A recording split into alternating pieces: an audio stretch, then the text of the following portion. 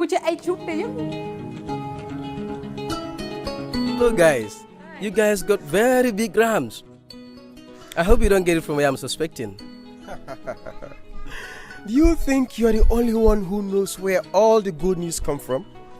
My son bought me this ram all the way from abroad with Baloo. Oh yes, this must be Baloo.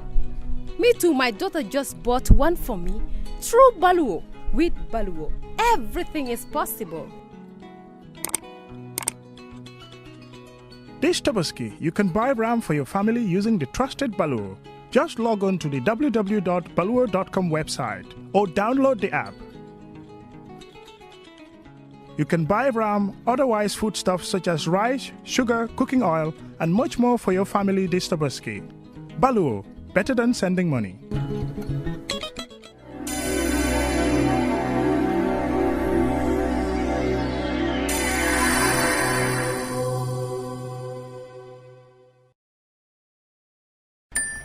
Dreaming of owning a property in a prime location with great proximity and fantastic neighborhood? EJ Investments Sanyang Seaview Estate is the best choice you have been waiting for. Our Sanyang Seaview Estate is approximately 15 minutes drive away from the busy hub of Brusubi roundabout and into the heart of nature, where you can have a peaceful and relaxed lifestyle with your family. You can buy a finished 4-bedroom story with 5-year flexible. Very clear on the other screen. If it is, then we just proceed. It's lighter. That screen is lighter. Okay. Yes. The technicians, could you kindly add more light to the screen on the left and maybe reduce the color? It's dark, so we can't see much. It's what? It's frozen. It's Frozen. Mm-hmm. Okay, so we're having internet problems, it seems. From his end. Strange, he's in the US. I am surprised we're having better internet in Gambia.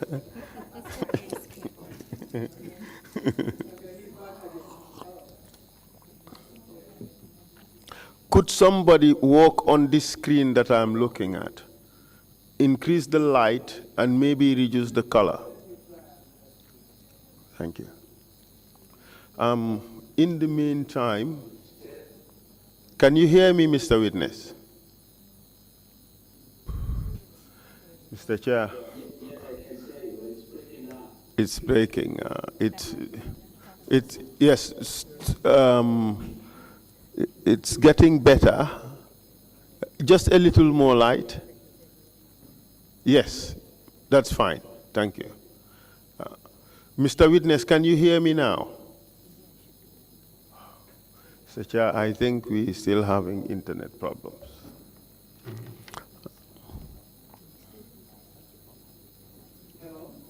Yes, can you hear me?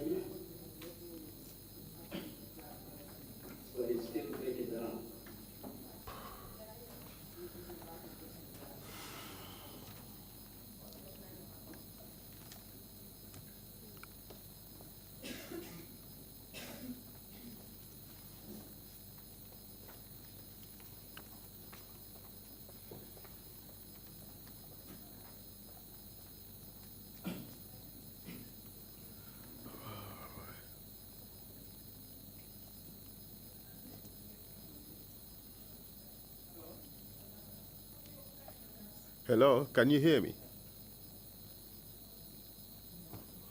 You can't.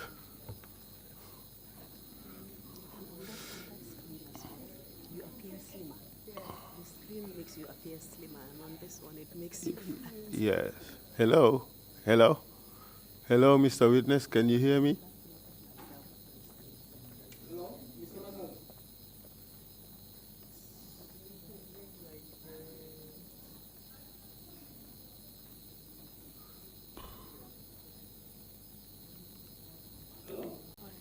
Hello? Hello?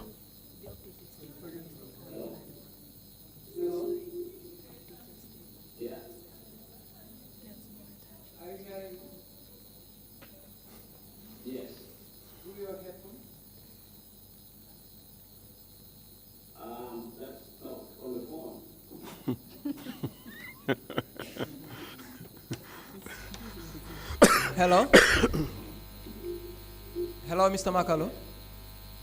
Hello? Okay, good. So thank you, Mr. Makalo. I hope you can hear me now. I want us to start the proceedings. Good. It looks like the transmission is a bit delayed. Is that the case?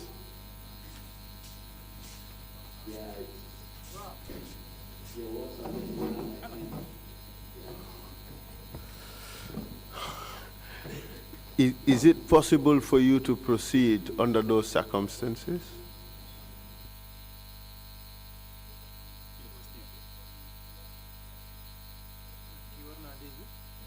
Mr. Chair, it looks like we're having technical problems yet again.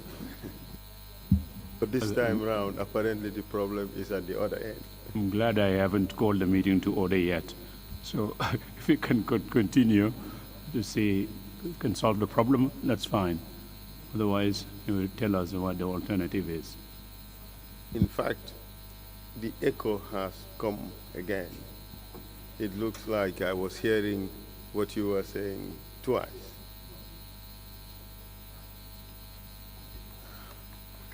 But let's try again. Mr. Makalo? Can you hear me now?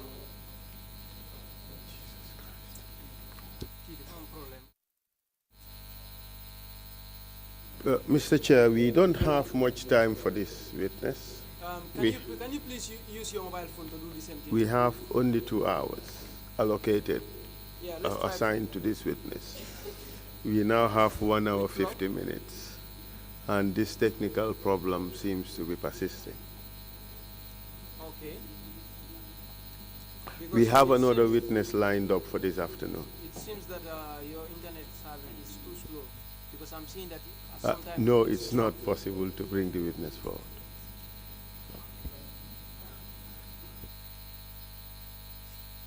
I'm disconnected. No, presently I'm seeing you. Bruce Asamota would come, I think, 2:30. That's usually internet problem. So let's try with your phone, please. For how long? 30 seconds? Thank you.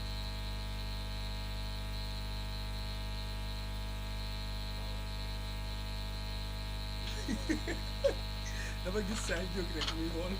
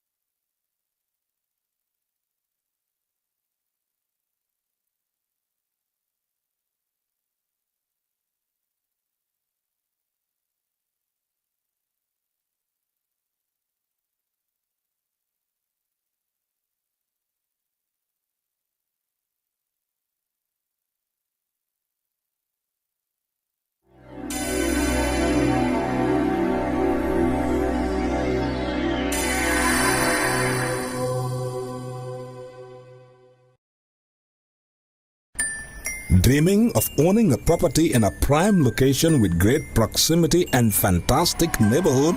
EJ Investments Sanyang Seaview Estate is the best choice you have been waiting for. Our Sanyang Seaview Estate is approximately 15 minutes drive away from the busy hub of Brusubi roundabout and into the heart of nature, where you can have a peaceful and relaxed lifestyle with your family. You can buy a finished 4-bedroom story with 5-year flexible payment plan or a service plot with 2-year payment plan option. With over 300 homes, you will enjoy big tar roads with covered drainage, modern electrification with solar street lights, gated entrance with security post, and a breath-catching experience of our beautiful sea view and lake view. You can own a home today at our Sanyang Seaview Estate. Call us today on 446-4838 or 325-9220. Visit our website on ejinvestments.net.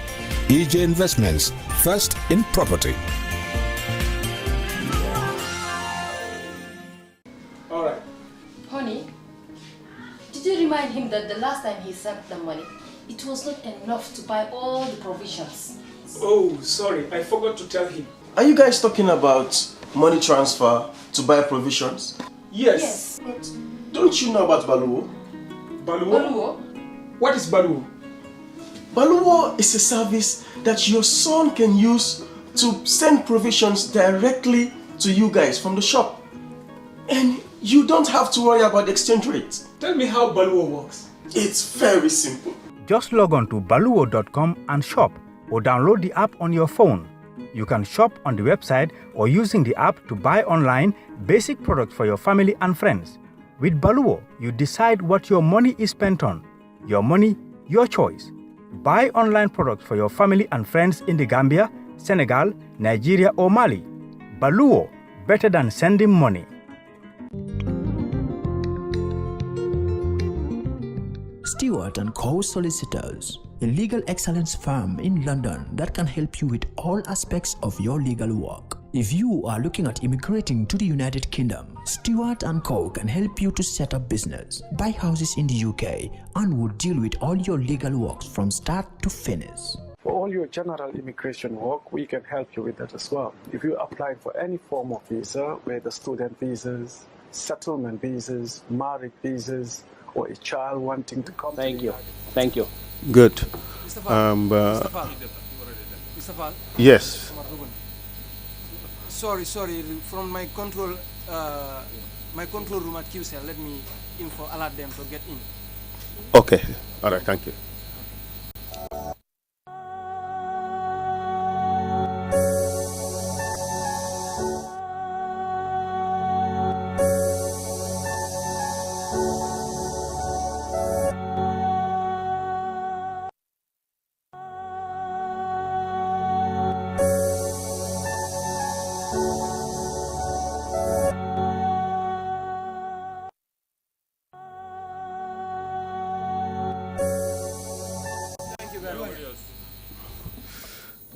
Good afternoon, Mr. Witness.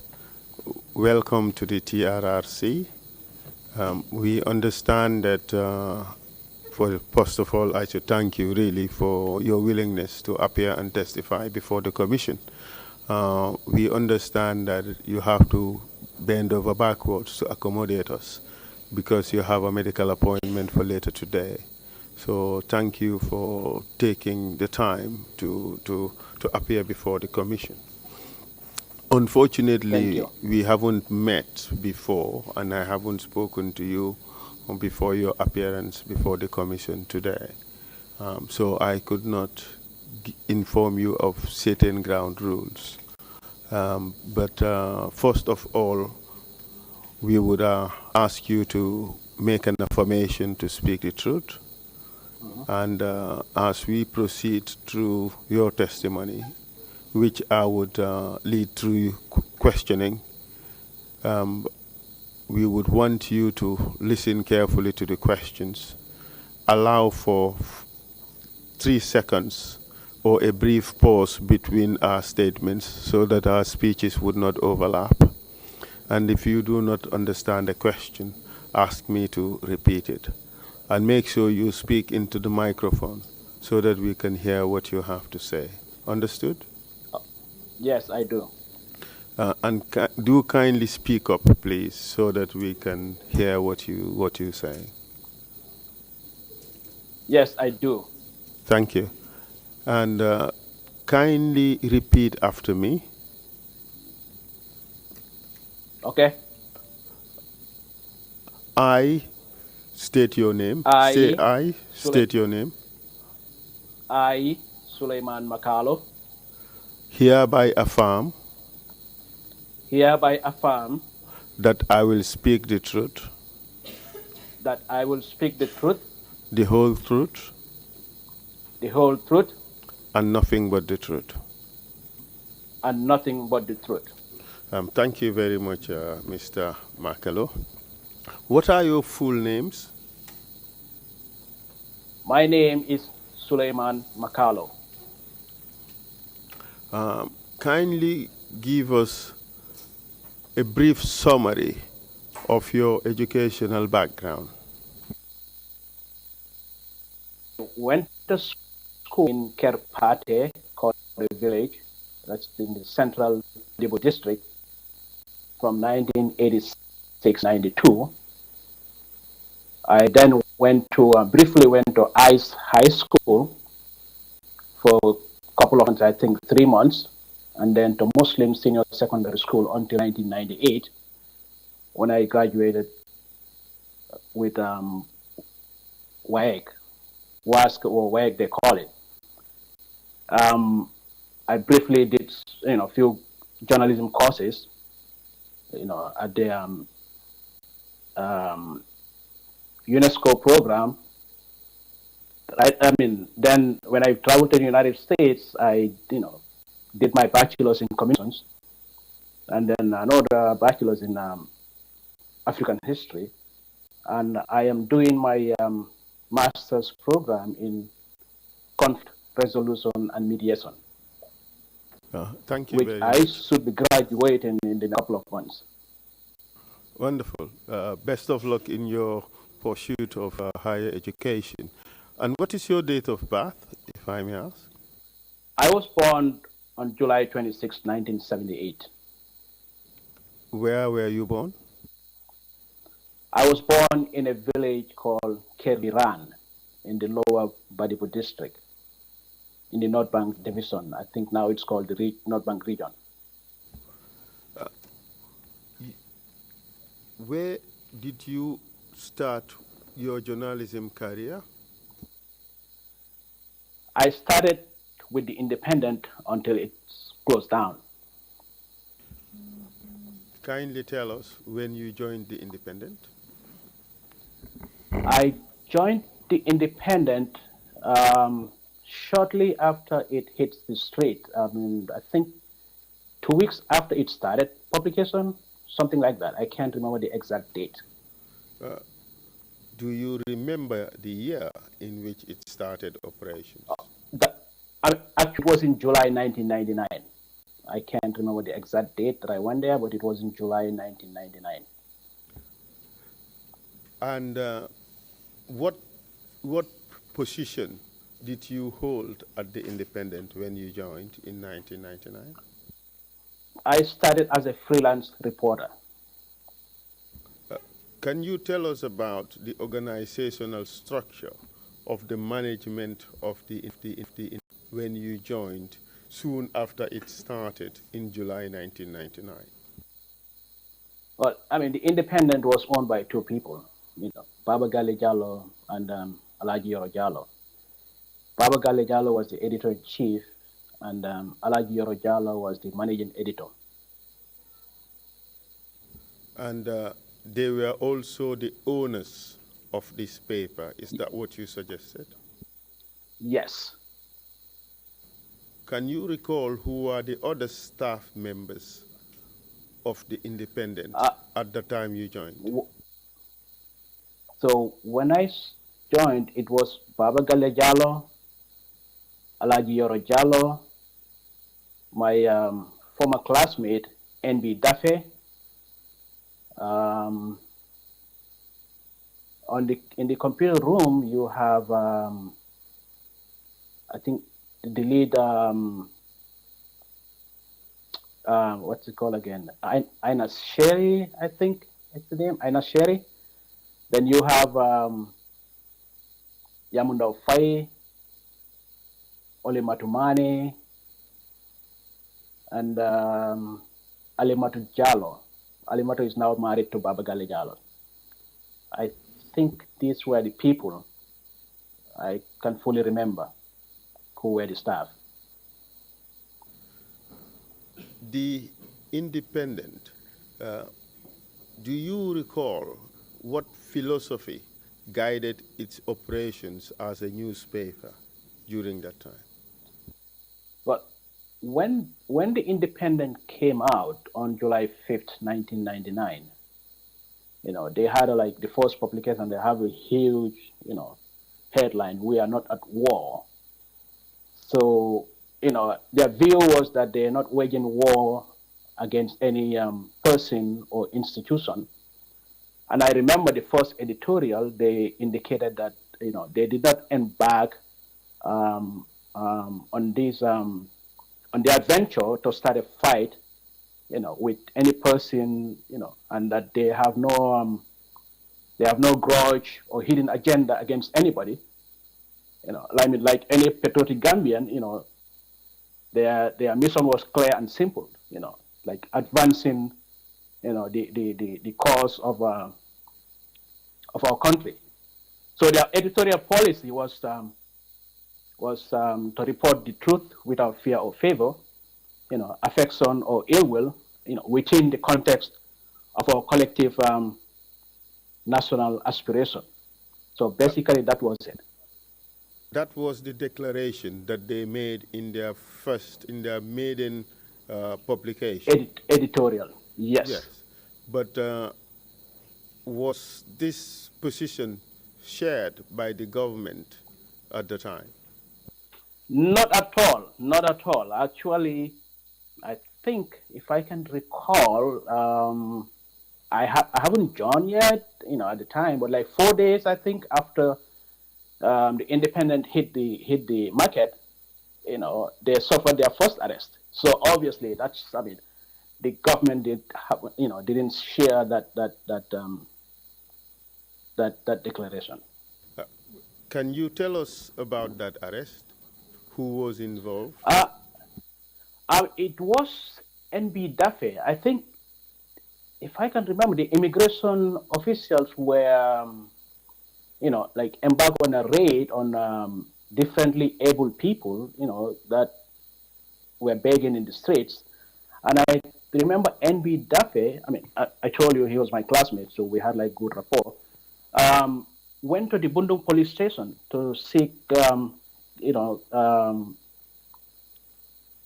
clarification as to why, the differently able people were arrested. In the course of that, he was arrested. NB Daffy, do you recall his full name? It's Lamin NB Daffy. Thank you for that. And he was arrested, you said, because he was asking questions about the arrest of the differently abled persons. Yes.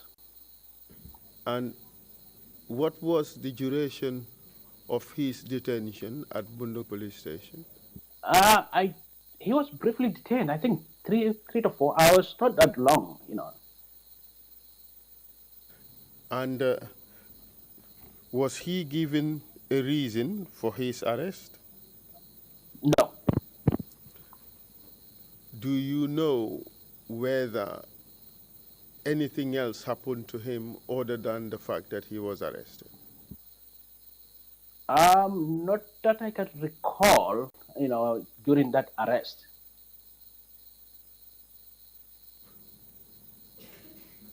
Apart from the fact of his arrest and the fact that he had to explain, excuse me, let me rephrase that question. Apart from the fact of his arrest, did anything else happen to him? Well, NB suffered series of arrests. Not only NB, independent staff suffered series of arrests. But from that arrest, no, not anything that I can recall. What is the perception or what was the perception of the Independent at the time regarding Lamin's arrest? Did they think it was lawful arrest, or did they think it was something else? Well, I mean, it was definitely not a lawful arrest because he hasn't committed any crime. He just, he's just a young reporter who went to the police to seek clarifications, and then unfortunately he suffered for it.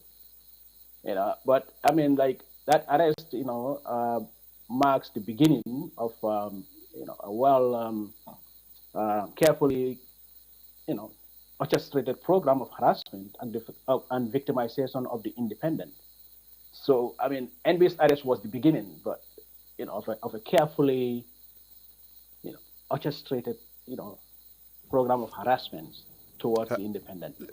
Let's get into the details of that. What you call a carefully orchestrated program of harassment of the Independent.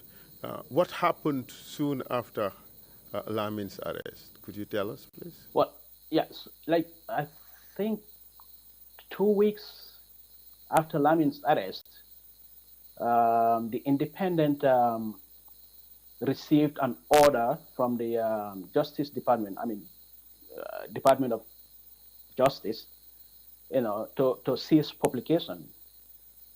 I mean, they said the paper has failed to register with the Commission of Income Tax, which of course is not true because the managing editor was able to produce, those papers. So it's, that tells you that somebody somewhere is pulling strings to silence the paper at that maiden period. You suggested in your statement that the reason advanced for such an order was that the paper failed to register its business name with the Commissioner for Income Tax. Was that the reason? Yes. And you also suggested that the management of the paper went to the Income Tax Office to regularize that situation by tendering payment of the fees, and that was rejected. Yes. That's the situation. The payment was rejected.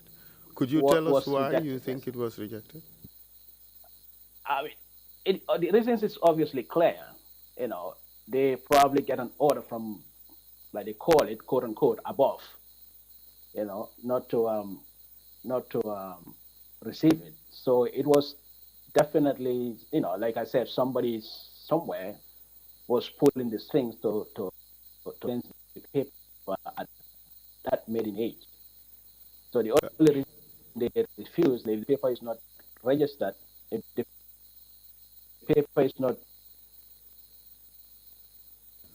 I think we have lost a bit of what you said. Could you repeat that, please? You think that the paper?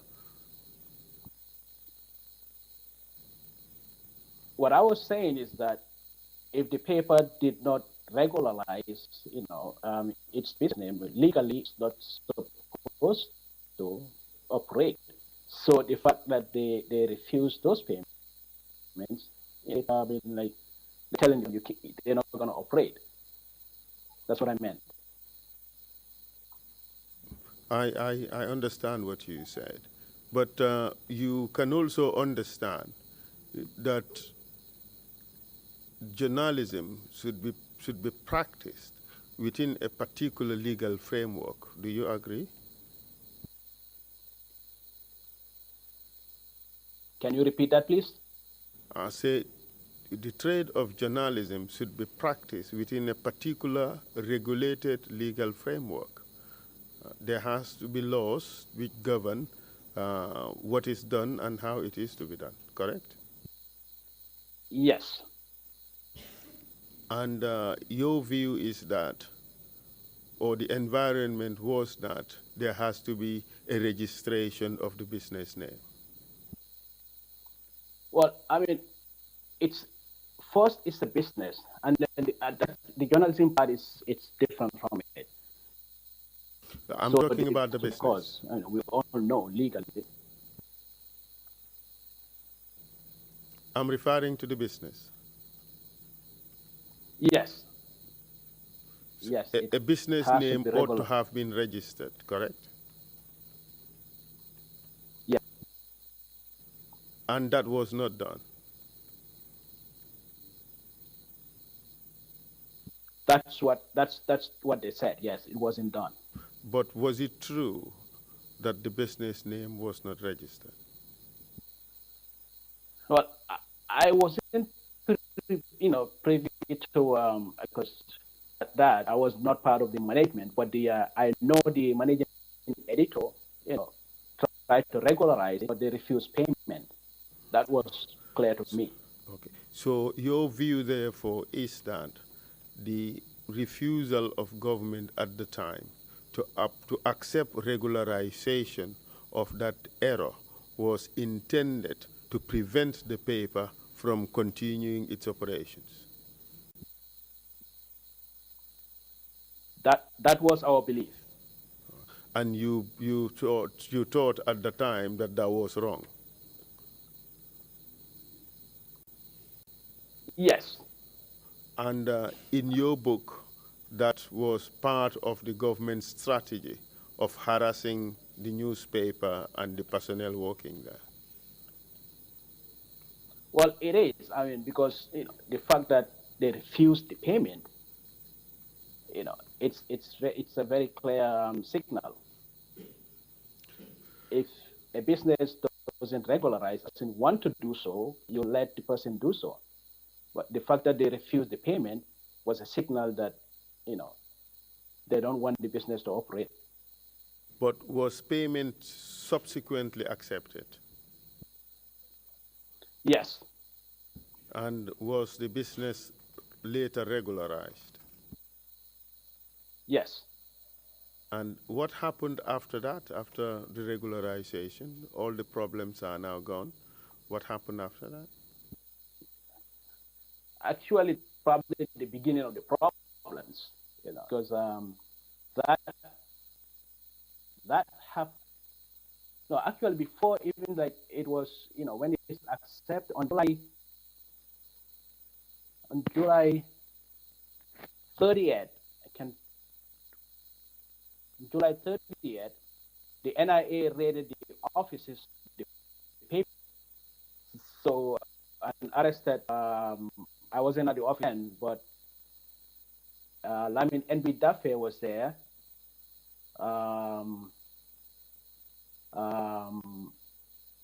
Alimatu Jara was there. Yamunda Fai was there, and Olimatu, 4 people were arrested when the NIA raided the paper.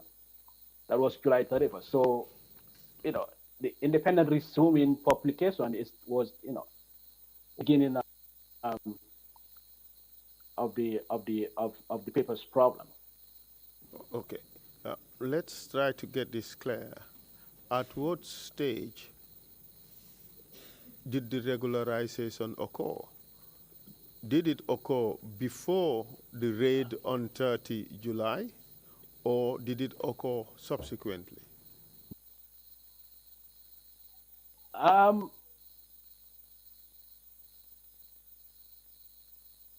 So the managing editor went to pay it.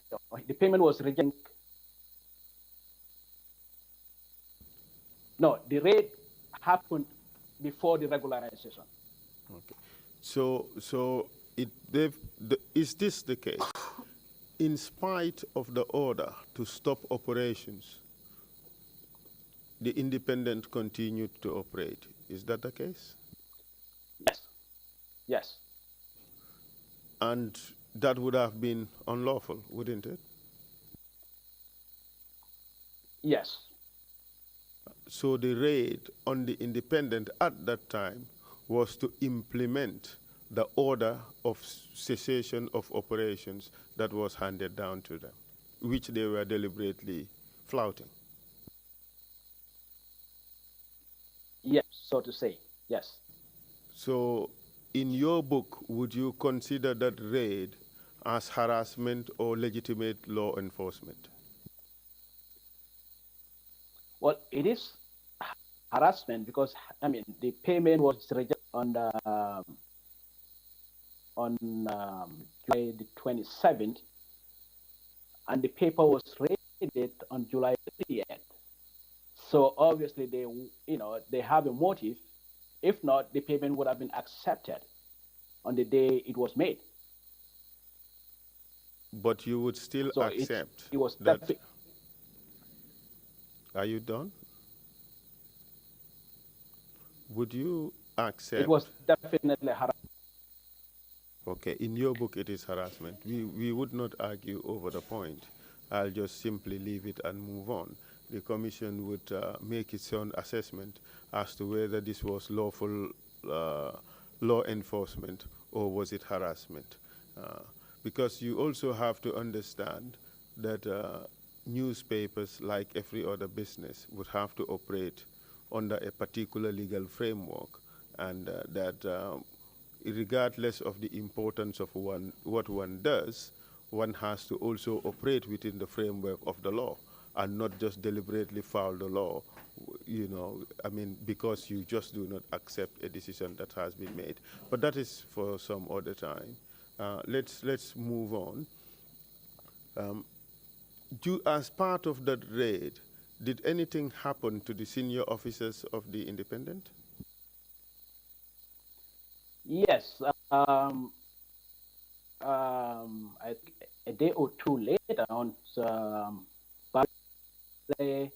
Alajiro were also arrested. And what happened during that arrest? Well, they were picked up from the office, so and then taken to the NIA for questioning. Well, they spent the night. They were questioned the next day.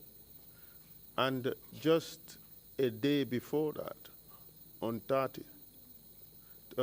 2 days before that, 30 July, the staff of the Independent, Lamin Dafe, Alimatu Jara, Ole Mane, and Yamunda Fai, were arrested. Do you know what happened to them during that arrest? So I mean, the ladies were released hours later. I think 3-4 hours later, but Dafe was kept in custody. And for how long was he kept in custody? I can't remember for how long. The arrest of Baba Gale and met, he was still in detention when Baba and Alaji Yoro were arrested. Baba and Alaji Yoro were arrested 2 days later, on the 1st yes, of on August. On the 1st of August, yes. Was he still there when Baba was released or not? They were released together. So they were released on the 2nd. So NB spent like 3-4 days in detention. Good. Do you know whether during that period of detention anything significant happened to them? Not that I can recall. I mean, it's been a long time.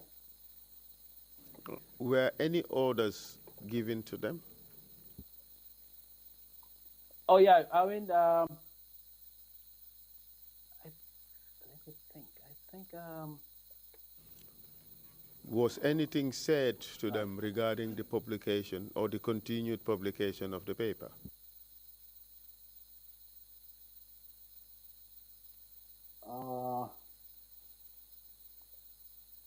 Well, I can't fully recall, but I think they were just asked to cease.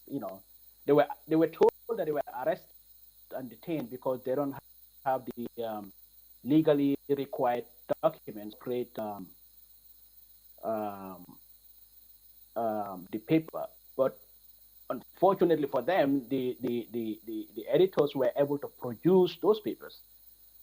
I think that's what led to their release, actually, the next day. But so what they were ordered. Let me try to jog your memory here. Let me try to jog your memory here. According to your statement, you indicated that they were asked to report on Tuesday and Wednesday when they were eventually released and asked to desist from publishing the Independent until they cleared their business name registration issue. Do you recall that? Yeah, that's correct. And you went on to say that after waiting for 3 weeks, the Independent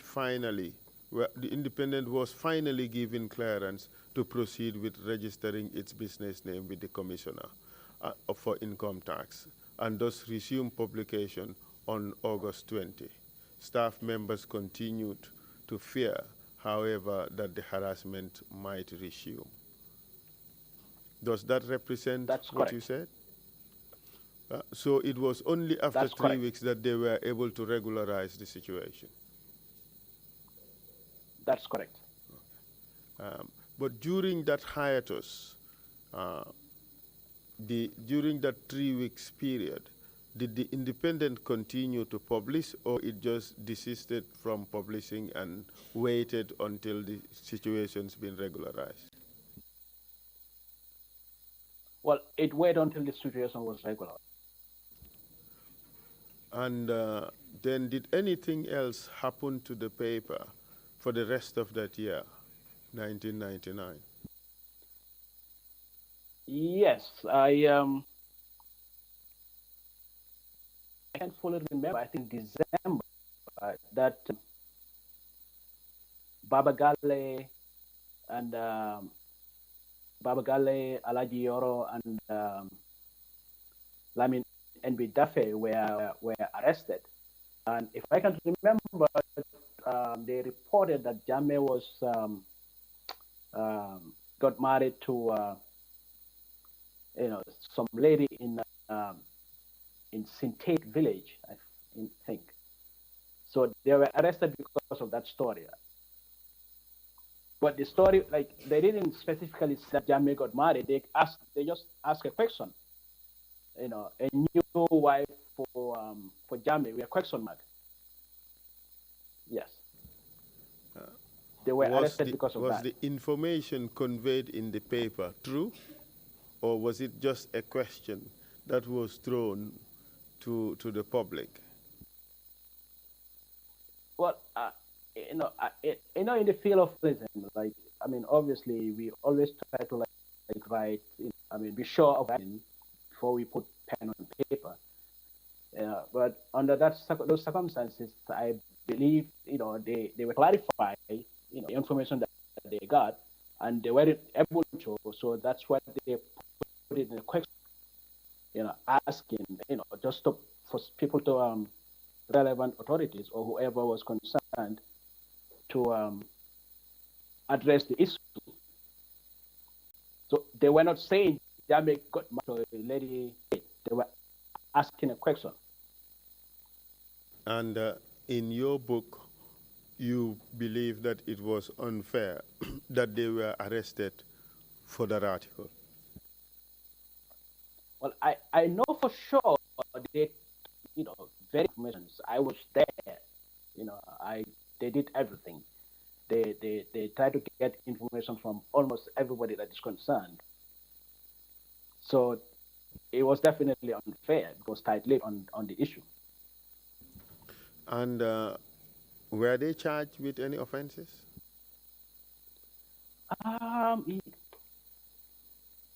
Yes, they were. I can't remember exactly the charges, but yes, they were. Was it libel against the president? Libel against the yes.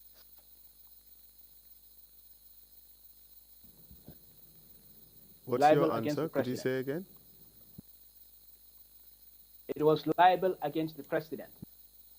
And did they remain in detention after the charge, or what happened to them? No, they were released on bail I can't remember exactly. I think it was $10,000 is bail. Is bail. Okay. And what happened to the charges ultimately? The charges were dropped. Do you know how that decision was taken? I don't know. I mean, but I believe since it's libel, and so the president probably doesn't want to pursue it. In your statement, you suggested that surprisingly, 1 month after the charges were preferred against them, the three journalists were informed on Monday, 24th January 2000, that President Jammeh has decided to drop the libel charges against them. Is that correct? That's correct. So in your statement, you seemed convinced that it was President Jammeh's decision to drop the charges or to have them dropped. That's correct. But did the so-called harassment against the independents stop after the arrest of the managing editor and editor-in-chief this time around in December of 1999? Kindly tell us what happened after that. I remember shortly after, because we were at St. Matthew Road in Bakau. I remember shortly after I moved to Karaba Avenue. I think it was 1 Karaba Avenue. The immigration officials, visited the people. I was in the office that day, and they walked in, trying to question the nationality of the papers, editors. That is Baba Galejalo and Alaji Yorojalo. What was the suggestion? What were they being questioned about? They were questioning them about their nationality. They believe they're not Gambian.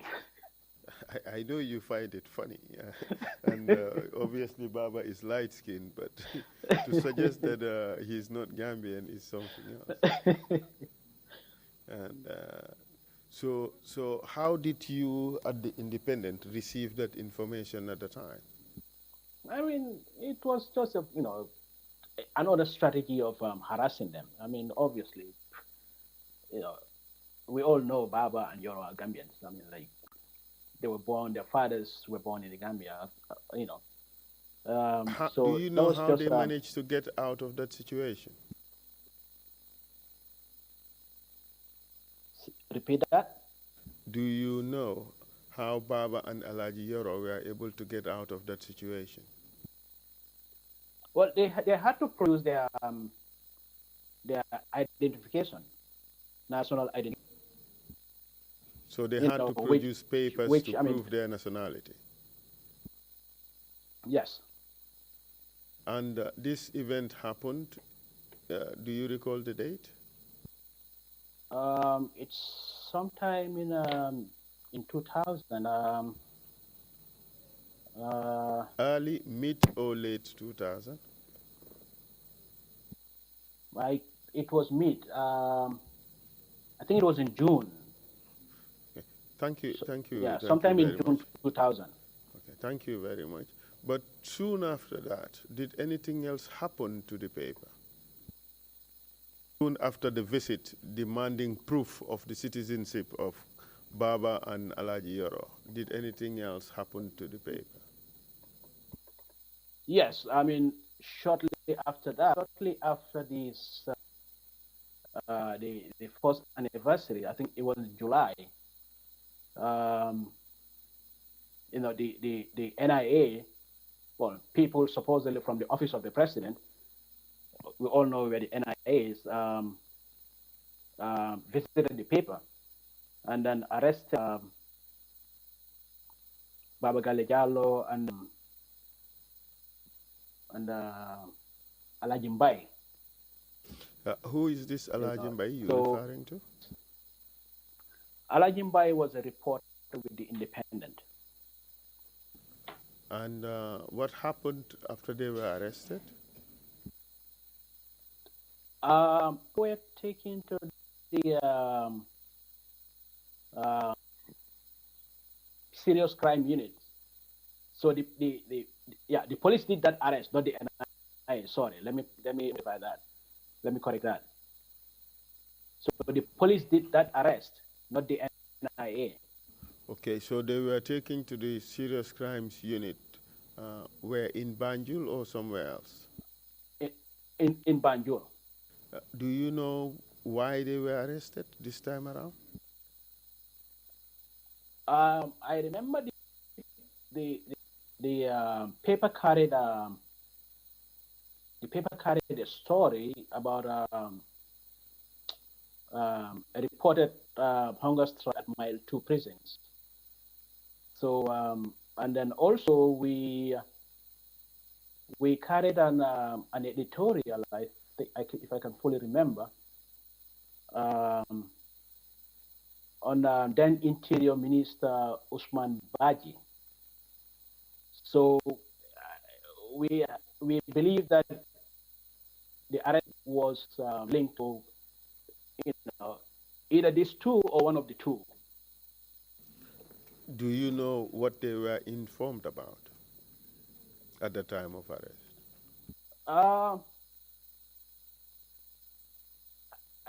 I don't recall now. I mean, yeah, this is a long time ago. But do you know whether they were charged with any offenses?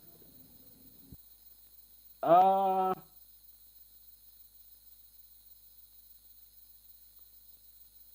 know they were bailed for like 25,000. No, they were not charged. No. But what was their crime?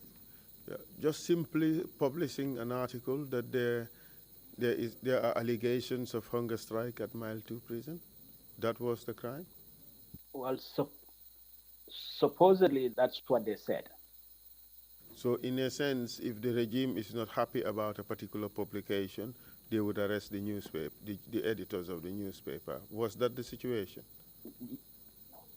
Yes, that happened. That was the situation that eventually happened so many times. Did these arrests, were these arrests limited to editors and managers of the newspapers, or did it, and the reporters, or did it extend to other workers of the newspapers? Yeah, it did.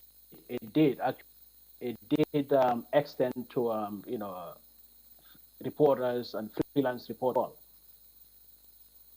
Can you give us an example, please?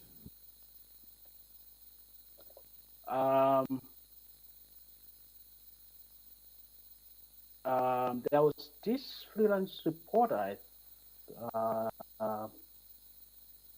can't remember,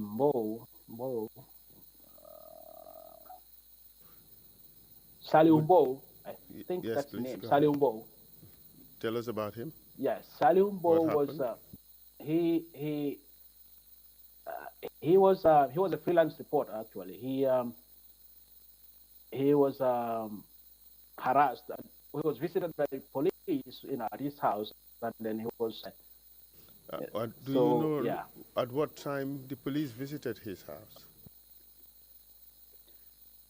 Well, it was, I can't remember the exact time, but it was the wee hours, like I think 1, 2 o'clock in the morning. It was early in the morning. Was when this everybody normal? was sleeping. Was this normal? No, I mean, it's not normal. Absolutely not. And how was that perceived by Mr. Mbow and members of his family? I mean, that's scary, 2 o'clock in the morning for people to knock on your doors, police officers to knock on your doors. Obviously, the whole family will be scared. And where was this gentleman, Saliumbo, living at the time? It was Latikunda. Latikunda Sabigi. I think that's what Latikunda Sabigi is towards Pirkama, right? Yes. But what did Latikunda they do? Sabigi. What did the police do when they visited Mr. Mbo's house? Well, they haven't told him what they were looking for. They just ran shot, everywhere, supposedly for something, but said what they were looking for. So, in a sense, you're saying that they searched his residence, correct? Yes. Do you know whether they produced a search warrant? They showed him a search warrant before they carried out the search? Absolutely not. How do you know that?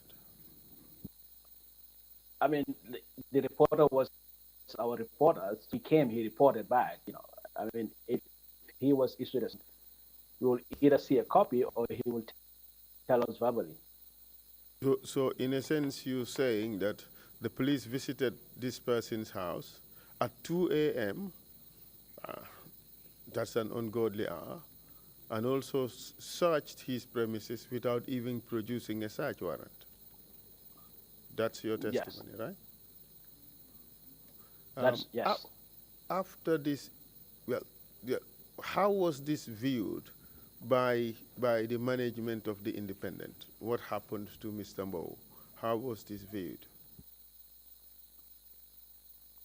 Well, I mean, not just the management, but the staff, see it as, just another harassment, trying to, since he's a freelance reporter, maybe trying to like this, freelance report stories for the paper. At this point in the life of the Independent, what was its relationship with, say, government ministers, especially those that were involved in communication? Well, I would not say it was bad, but it wasn't good at all, actually, to be honest with you. Because I remember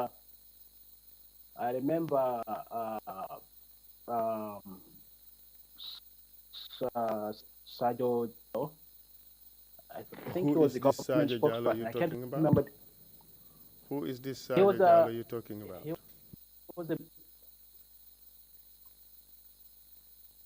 was the minister of youth and sports, and he was also the chairman of the government. They call it a government spokesperson committee, whatever that means. Mm-hmm. And then what happened? Mm-hmm. It was at a press conference that he single-handedly, he singled Independent out, and then accusing them of permanently, in articles critical to the government. So you're saying that he attacked the Independents for what he termed yes, he said as permanently featuring articles that are critical of the government. Yes. Actually, as a matter of fact, he said we only chase after negative story. That's if I am right, that's how he put it. And was that criticism fair? Absolutely not. I mean, how was it viewed by the staff and management of the Independent? How was it viewed by them? It was just another harassment from government officials. And you think that the comment was unfair? It amounted to harassment? Absolutely. And yes. After that, did anything happen to the journalists who work for the Independent? Yes, I remember sometime around that, in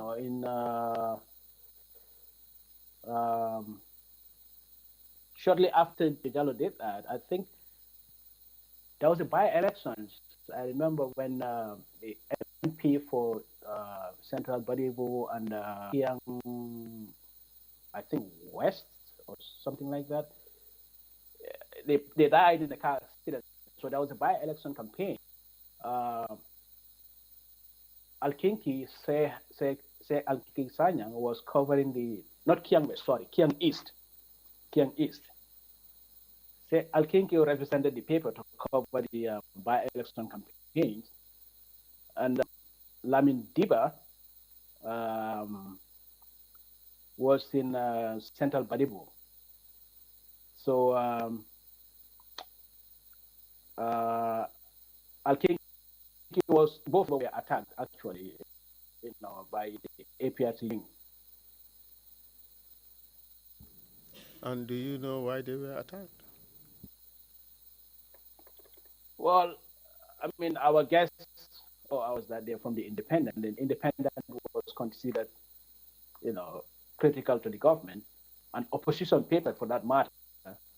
So that's our belief.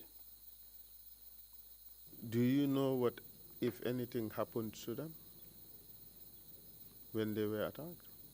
Can you repeat that? Do you Can you know? repeat that? Do you know if anything happens to them when they were attacked? No, actually not. I mean, just striking. Well, Were they injured? Not physically. Not that I can remember. No. Were they assaulted in any way? Repeat that. Were they assaulted in any way?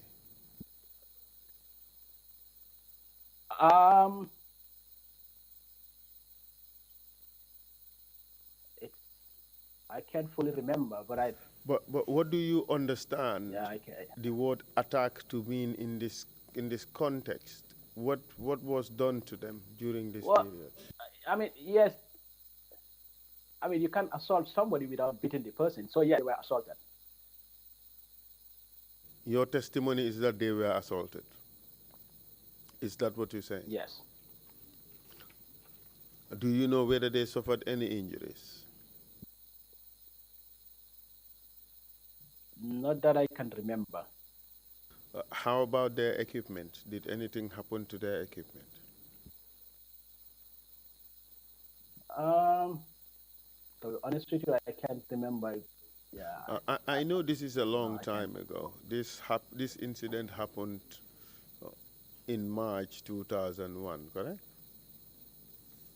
Yes, it's a long time.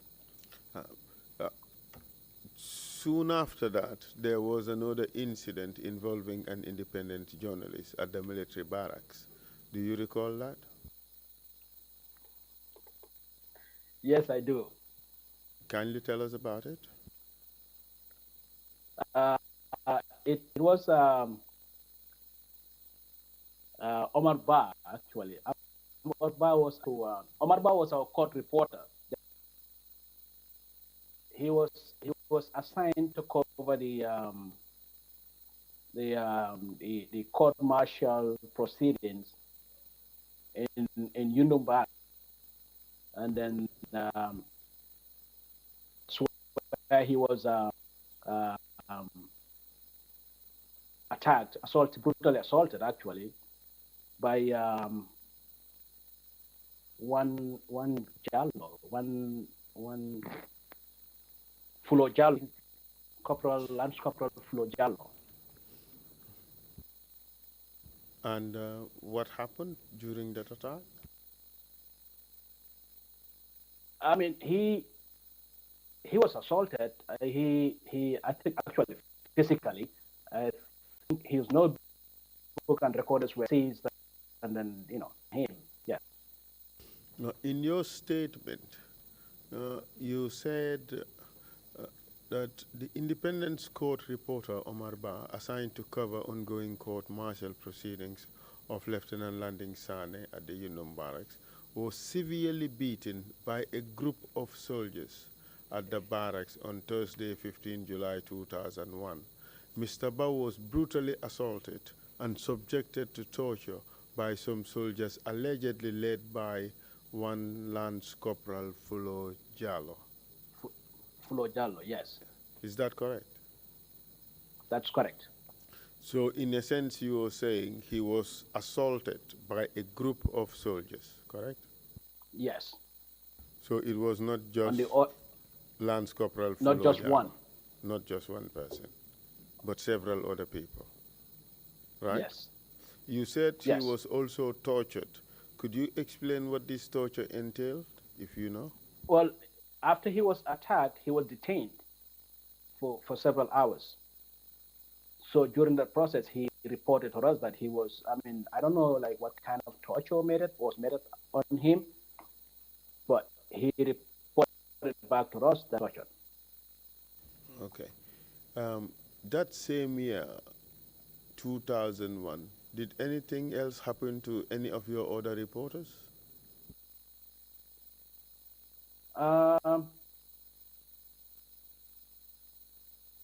Do you know a person called Alaji Mbai? I know you mentioned him before.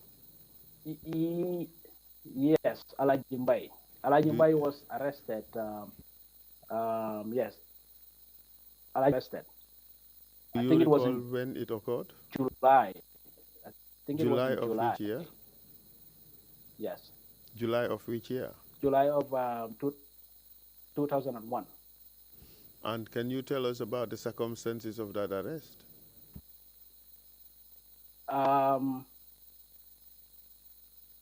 So I can't fully remember, but I think it was a story into Job. Job was then the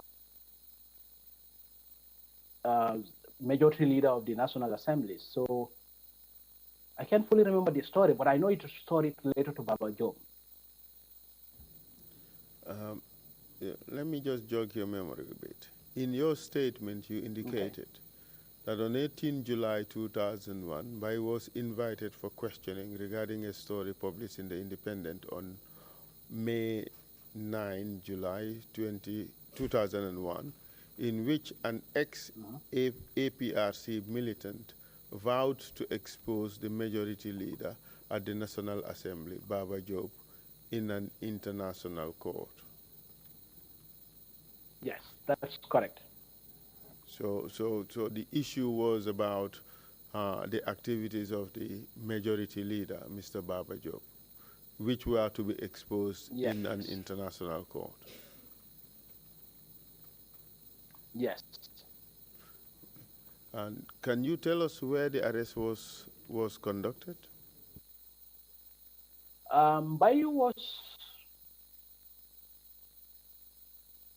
well, he was invited for he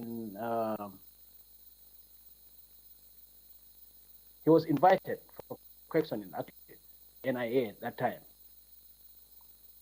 Okay, and then but he wasn't picked up. He was invited. Okay. Your statement suggested that he was arrested from his house in Bakote on Friday, 10 August 2001 by the NIA and held incommunicado for 3 days. So I think that's a different arrest. Well, you explain the circumstances. Was it just this one arrest, or in regards to the publication about Baba Job, he was merely invited for questioning and released? I'm not 100 clearly sure. I know it's relation to Baba Job, but I know Ian Bai was arrested like several times. I might have like kind of wouldn't probably know the exact reason why the August arrest was. But I know the arrest During of this Baba Job, he particular was invited. during this particular period, do you know whether whether he was arrested with regards to another issue, another publication that he made during this same period? Yes, he was, because he was also writing for West Africa Magazine, I think is the name. Yeah, he was arrested, because he published a story on. And this second arrest, how long did it take between these two arrests? Was it a very short period, or was it a very long period apart? Like, I mean, at the Independent, we used to describe 2001 as year because, like, he was literally subsequent arrest. His arrests were kind of like, so close to each other. In July, August, I think sometime in November too. So,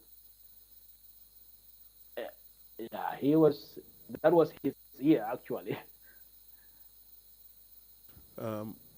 According to your statement, this second order arrest occurred in November when he was arrested with regards to the publication in the West Africa magazine.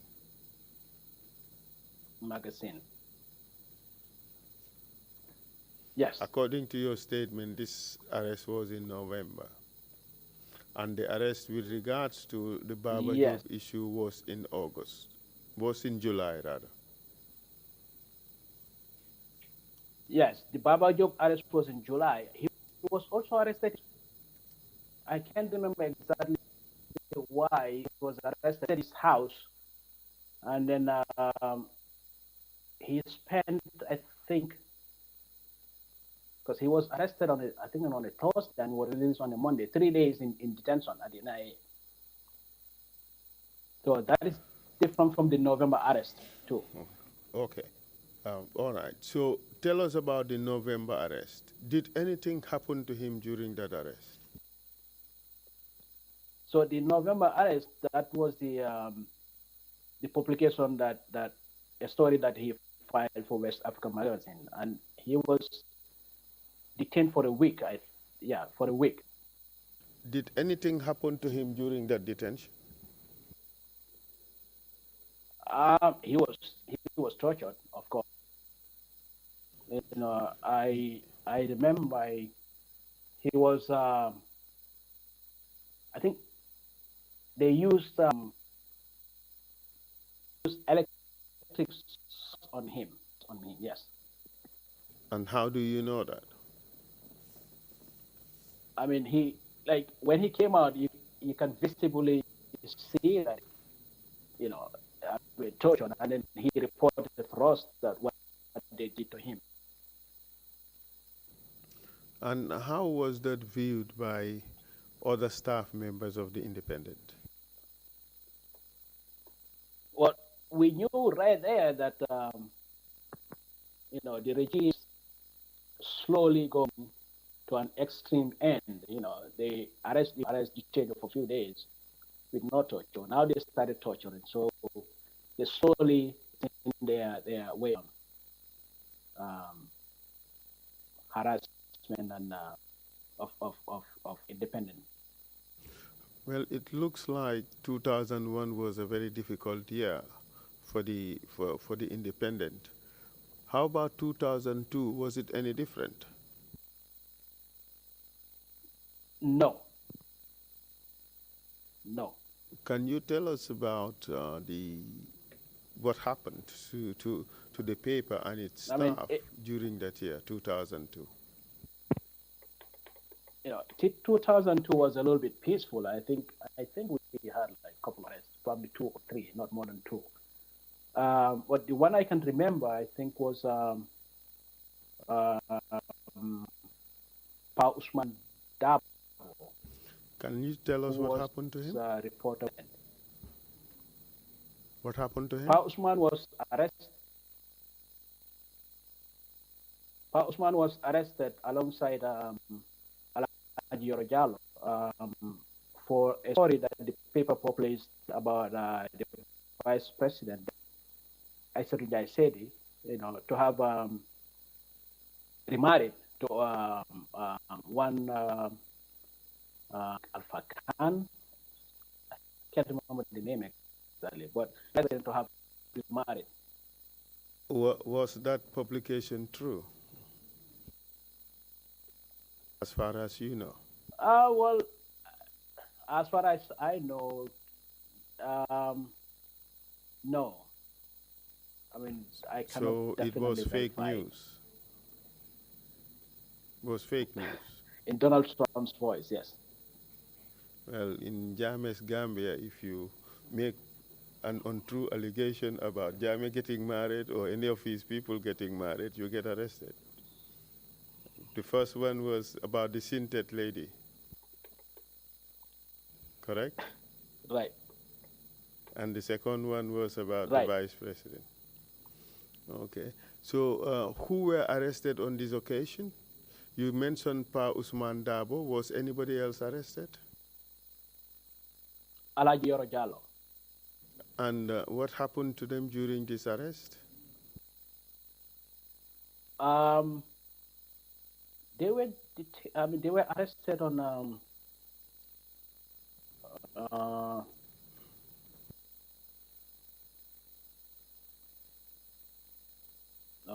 I can't remember exactly, but I know it was in August. Yes. Yes, please. Okay. 3rd August, according to your statement. Do you recall that? Yeah, but Pauch, yes, 3rd August, yes. Because the publication, I think, was on the 2nd. And what Yes. happened to them subsequent to the arrest? So they were detained. Pausman was detained. Yoro was released, I think, but Pausman was detained until the 2-3 days later. Were they prosecuted? No. But nonetheless, you acknowledge that the information contained in the paper was false. Yes. And in your view, is that a basis for arrest or it is not a basis for arrest? Well, I fully remember that story. I was a fool. I remember Pausman contacting like almost everybody, like we always do, to verify information that he got, but to no avail. So the government could have just come out and then cleared the air that happened, or they could have spoken to him. The headline probably would have changed. No, let's talk about the conduct of the publisher, of the author of the article, and the editors. The information you received, did it confirm the story or it didn't? It didn't. And regardless, you went ahead to publish. Yes. And would you say that is reckless, or would you say that was good journalism? Well, at the time, I would say it was good journalism because we tried to verify the story. But now that I know what I know, it wasn't. So you would accept it was reckless? Yes. Okay. And was that a good basis for an arrest, or it wasn't? Well, there's no good basis for an arrest, to be honest with you. So in your book, a journalist should never they could have be arrested. retracted. No, I mean, if somebody did something wrong, they could have, could be arrested, obviously. So recklessly publishing an article that is not true is no basis for an arrest. It is. So in hindsight, you are suggesting that the police acted properly, the NIA for that matter? Yes. Okay. So in your book today, that is no harassment of the newspaper because it was lawful? I mean, yes. Okay, so we move on to the next issue. The editors of the newspaper, did they have any problems with regards to threats against them?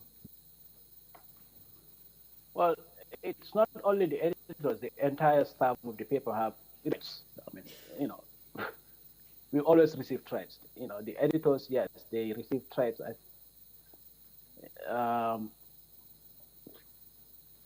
It was Yoro, Alaji Jalo, and Abdulaziz this time around. What time was this? Could you tell us which year was this? In 2003, I think. Late 2002, early 2003. I can't. Can you tell us about these threats, the instances that you can recall? We always receive telephone calls. Obviously, everybody receives that from like people that we, some will be like insulting, some will be threatening, like direct threats, issuing direct threats. Sometimes you will receive a note addressed to the editors, with those kind of things. But we always brush them aside because we thought it's part of the job. What were the complaints about? I mean, first thing first, the Independent was considered the opposition paper, which it was not. And then they said we always report about negatively about the government, which I don't agree to. So basically, these are the things. So, and who would be these people who would call the staff of the Independent and make these threats? Well, we had received like so many calls of that nature. I think this particular one, I think the callers, refer to himself as Sekou. Sekou. Yeah, just Sekou. Did the caller identify the place where he worked or the interest that he represented? No, it's just say that the editors should be ready because they prepared to kill all of them. And who received this call at this point? Who received this particular call? No, the call reception is who transferred the call. So I think I can't remember if it was on a speakerphone. To whom was this threat made?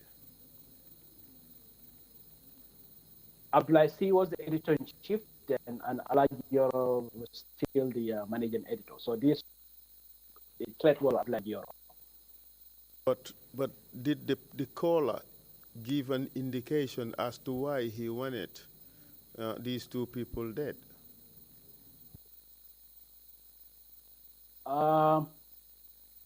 I can't remember fully. This is too a long time. I can't remember that. In your statement, you indicated that the caller hinted that they have the support of very influential Gambians who, according to him, feel rightly bitter about reports featured by this paper that had cast aspersions on their persons. Do you recall saying that to the investigators? That's correct. Is that the reason why they wanted the editors dead? Well, that's what the caller said. I mean, but eventually, I mean, the main reason is probably they just want to silence them. And what's the situation with the paper subsequently? Did they stop criticizing the government, as was requested in the complaints, or did they continue scrutinizing the activities of the government? Yeah, the paper never stopped. And in 2003, did anything happen to the managing editor, Alaji Yorojalo? Yes.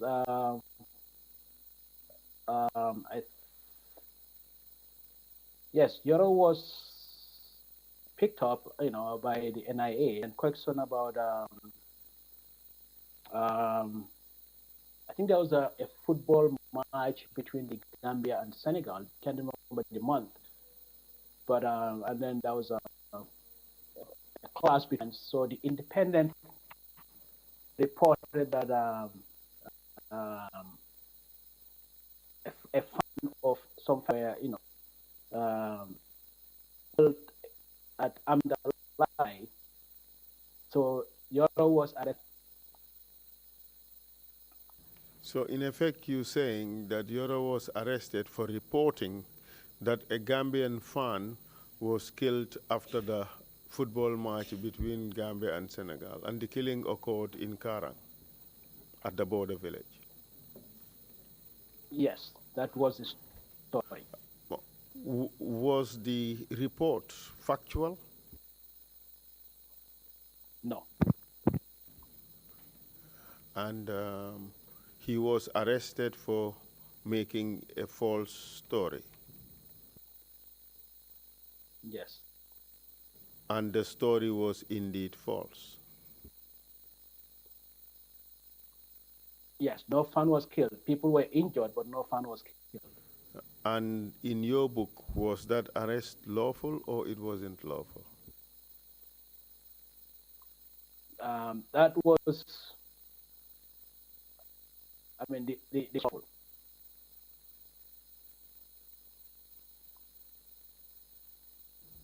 Hello, can you hear me, Mr. Witness? Yes, yes, it was lawful.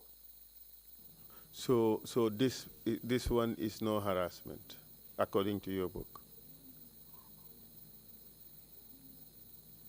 No. So we proceed on to the next incident that you describe. The Independent, was it at any point in time visited by groups of people who came there to threaten the staff members?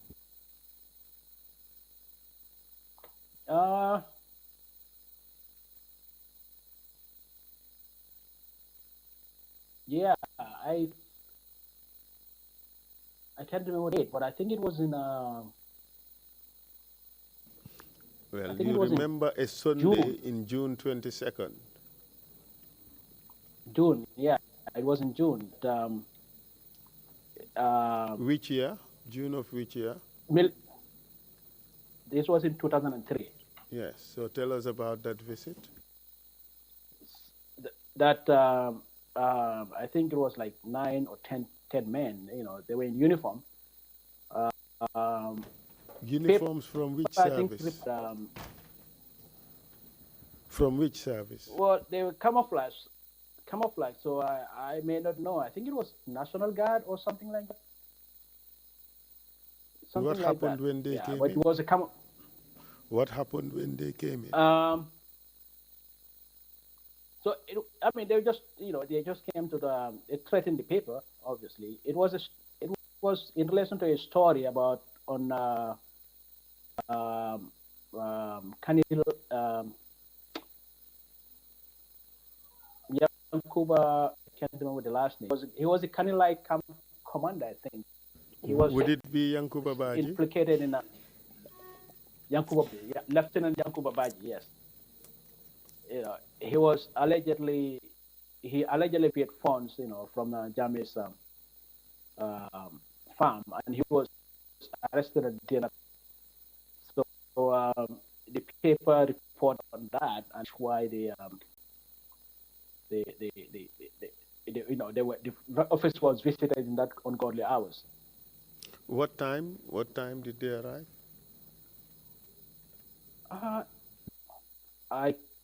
I think it was early hours. I can't remember exactly. Would it be after midnight? Absolutely. In fact, it was pre-dawn. It was very early in the morning, pre-dawn. Yeah.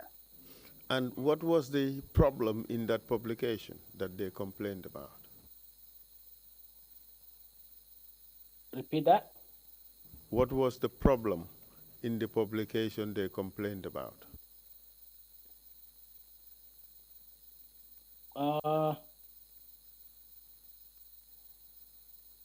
Actually, no, I cannot remember. I mean, if you can jog my memory, I can't remember. According to your statement, you indicated that the publication was about alleged theft by Commander Lieutenant Yanko Babaji, misappropriation of funds in Kanilai. And yes. It was complained that your publication would jeopardize their investigations. Was that the reason? Yes. But on this particular occasion, did you hear anything from one of the NIA directors? Yes. There's this Drame.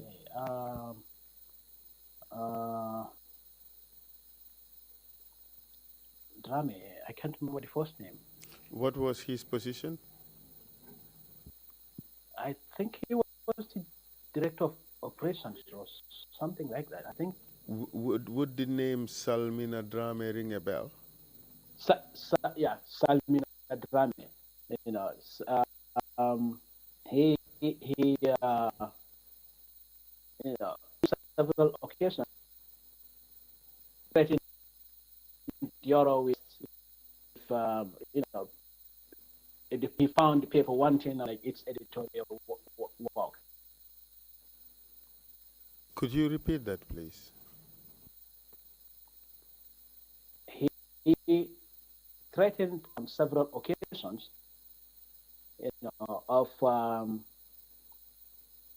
imprisonment. Actually, you know, he said he can arrest Yoron if the paper is, you know, found wanting, you know, in each work. Obviously, I mean, if they see anything that they don't want on the paper, that's, in essence, he can arrest Yoron and detain him for, you know, another part of it. So you are saying that the director of operations of the NIA at the time, Mr. Salmina Drame, threatened Alaji Yoro that he'd be arrested and imprisoned if he made publications that they did not like. Is that what you're saying? Yes. Yes. Was this just one threat or was it frequent? Well, I mean, Yoro is probably the most journalist arrested in here. So I think during like on and out from there, he was threatened one way or the other by NIA. So it was one of these occasions that he was Salimina said this to him. So you're suggesting, yes, Yoro was the journalist who was most arrested during the period he worked in Gambia. And on this particular occasion, yes, Mr. Salmina threatened him with imprisonment. But do you know whether Mr. Salmina's threat was ever carried out? No, it wasn't. How about a reporter named Buya Jame? Do you know him? Yes, Buya was a reporter at the Independent, and he was also, you know, working with Radio 1. Could you say that again, please? I said Buya was a reporter with the Independent, and he also doubled as a DJ at Radio 1 FM. Did anything happen to him?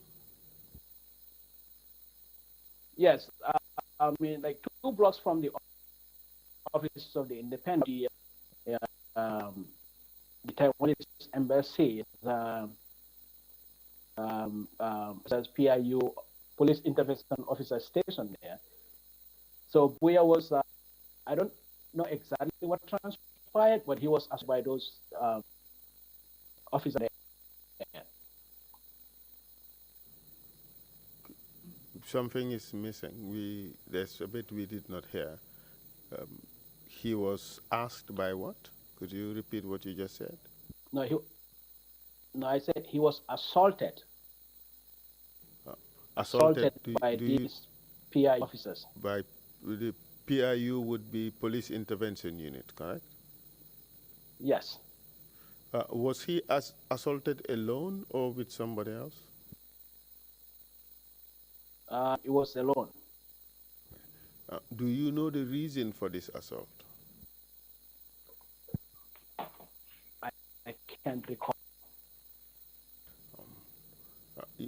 I have to ask some of these questions because the Commission has a responsibility to award reparations to victims of human rights violations. But also we have to be certain that what happened was actually a human rights violation and not just a person's own assessment of wrongful conduct when it's not in fact wrongful conduct. So we have to be very clear. On this particular occasion, you do not know the reason for the assault on Buya, correct? No, no. How about Pamudu Bojang? Did anything happen to him during this period? Pamodu, yes, I think he also Pamodu was also a reporter with the Independent. Actually, he was, I would say, a correspondent that Casamans, for the Independent, because he was going back and forth. So he also received death threats. And I think according to these threats were made in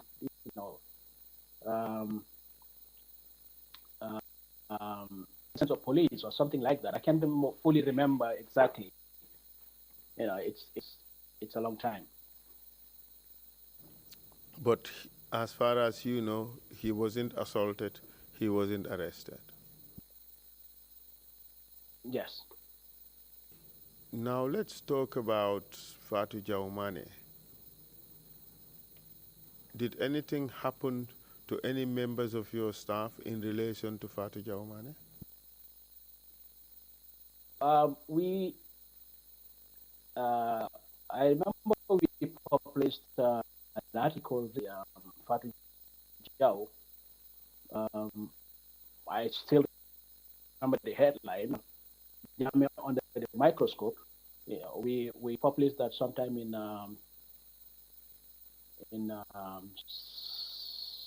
September, I think, 2003. Result,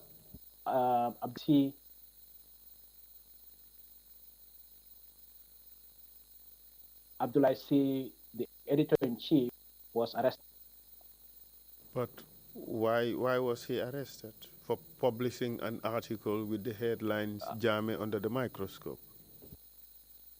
Yes, I mean the article I cannot fully remember now, but quite critical of Jame and the way he was handling the affairs of the state.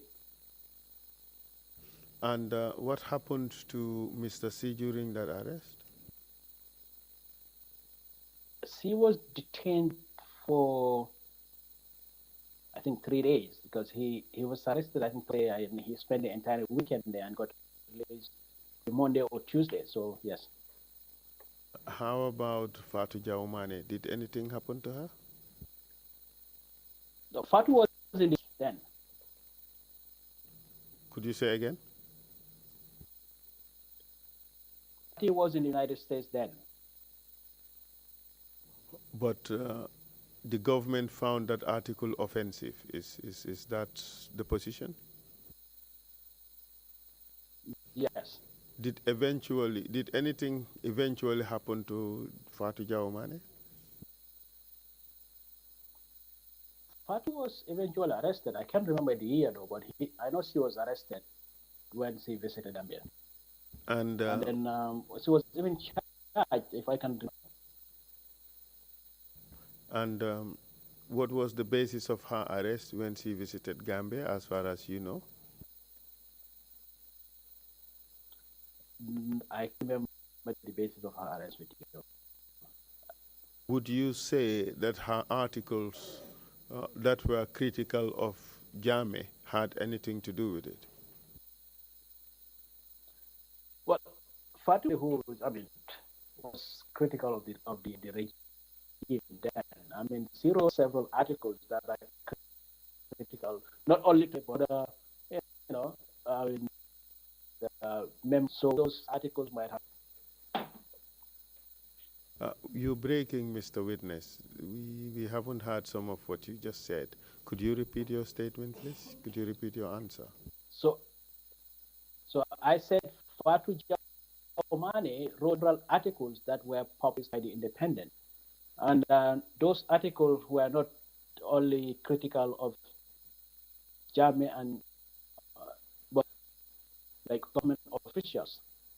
I remember she even categorized one of the officials then as if Gambia was to be called the Chinese, would be the first person to speak Chinese. New names, but he was very critical of Jame and his regime. And that wasn't received with favor by the Jame government, was it? Not at all. And she was arrested when she visited Gambia? Yes. So in a sense, you're suggesting that the government was not receptive to criticism against its leader? No. And Mr. C, on this particular occasion, you said he was released after 3 days. Did anything else happen to him during that period that he was arrested?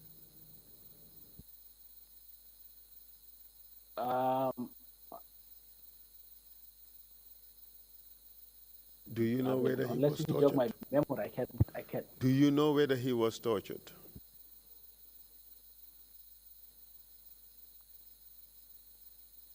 It's a long time. I mean, he spent 3 days there, so I that he was, but I cannot fully recall. How about Mr. Laminjai? Do you know a person called Mr. Laminjai? Yes, Laminjai was my colleague at the Independent. Do you recall on Thursday, 2nd October 2003, what happened to him? Yeah, I remember. I mean, he interviewed then propaganda secretary of no, actually, he was not the propaganda secretary then. He was the leader of I cannot remember them now, but it's Lamin Wajuara, in which Juara said people should take to the street, because of the this is going to be the country. And so Lamin Wajuara, which organization did he lead? Did he lead at the time? I didn't quite get the name you mentioned. NAM. It was a national Democratic Action Movement, if I'm right. That was his party. Okay. And what did he say in that interview? He called on Gambians to take to the street, to protest about the country, the injustices, the corruption. I mean, he has like a land of issues, but these are the very few that I can remember. Okay. And that article that was an interview, right, with Wajuara, and was that published on Yes. the Independent? And what happened to him Yes. after the publication? Juara was arrested and charged for, I think, sedition, something like that. He was even sentenced to like 6 months, if I'm right. How about Lamin Jai, the journalist? Jai was just questioned, and I remember he used him as a witness too. Was his questioning viewed as wrong by the Independent? Yes. And what was wrong about it? I mean, he was just a reporter doing his job. You know, they could have just gone for the person that said the things, not the reporter that reported it. But wouldn't the reporter be a witness to what was said? Well, yeah, but that doesn't mean he should be arrested. You said he was questioned. Question, yeah. So one can be questioned without being arrested, correct? Well, I mean, in the Gambia then, like, you know, if they invite you and you don't show up, they come and pick you up. So it's not like so it was involuntary. He had to accept. He had to go. That's your suggestion. Yes. And that was a problem for the journalists. Yes. Right. Okay. That was a problem. And subsequently, how did that case end up? You said Wajuara was sentenced to 6 months. Did Njai play any role in that trial? He was used as a witness. He was quite a hostile witness, to be quite honest with you. Oh, okay. He was hostile to the case of the state.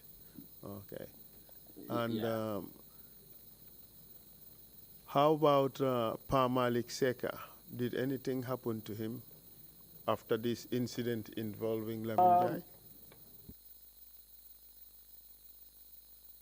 Pa Malik, yeah, Pa Malik. Call any I members of your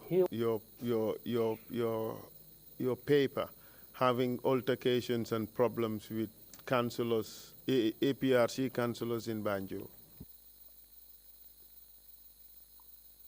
Yes, I mean, Pa Malik was harassed. I think he was attending a meeting or whatever. How was he harassed? Could you explain that? I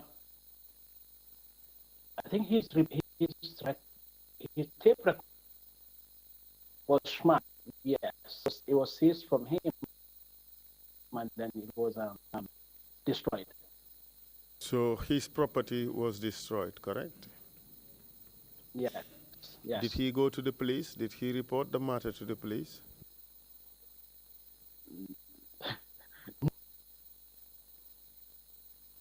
You're laughing. It looks like funny. Am I describing utopia? Wouldn't that happen in Gambia during those days? Couldn't individuals report officials for doing something wrong? Absolutely not. I mean, because nothing is going to come out of it. So as a result of that belief, no report was made to the police? No.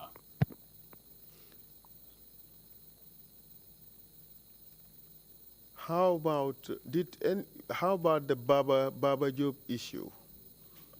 Did anything else happen to Alaji Yoro with regards to the Baba Job issue, or what you call Baba Gate?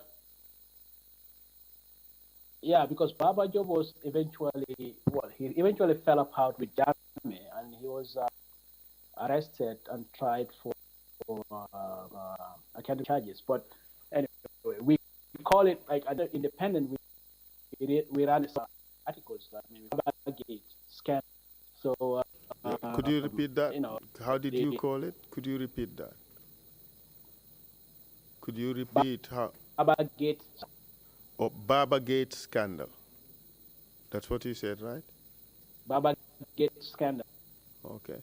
And what happened as a result of the stories you ran under that caption? The managing editor received um, um, a death threat sent by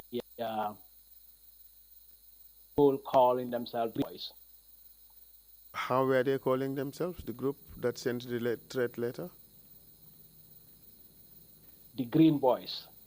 And who do you know to be the Green Boys? Green Boys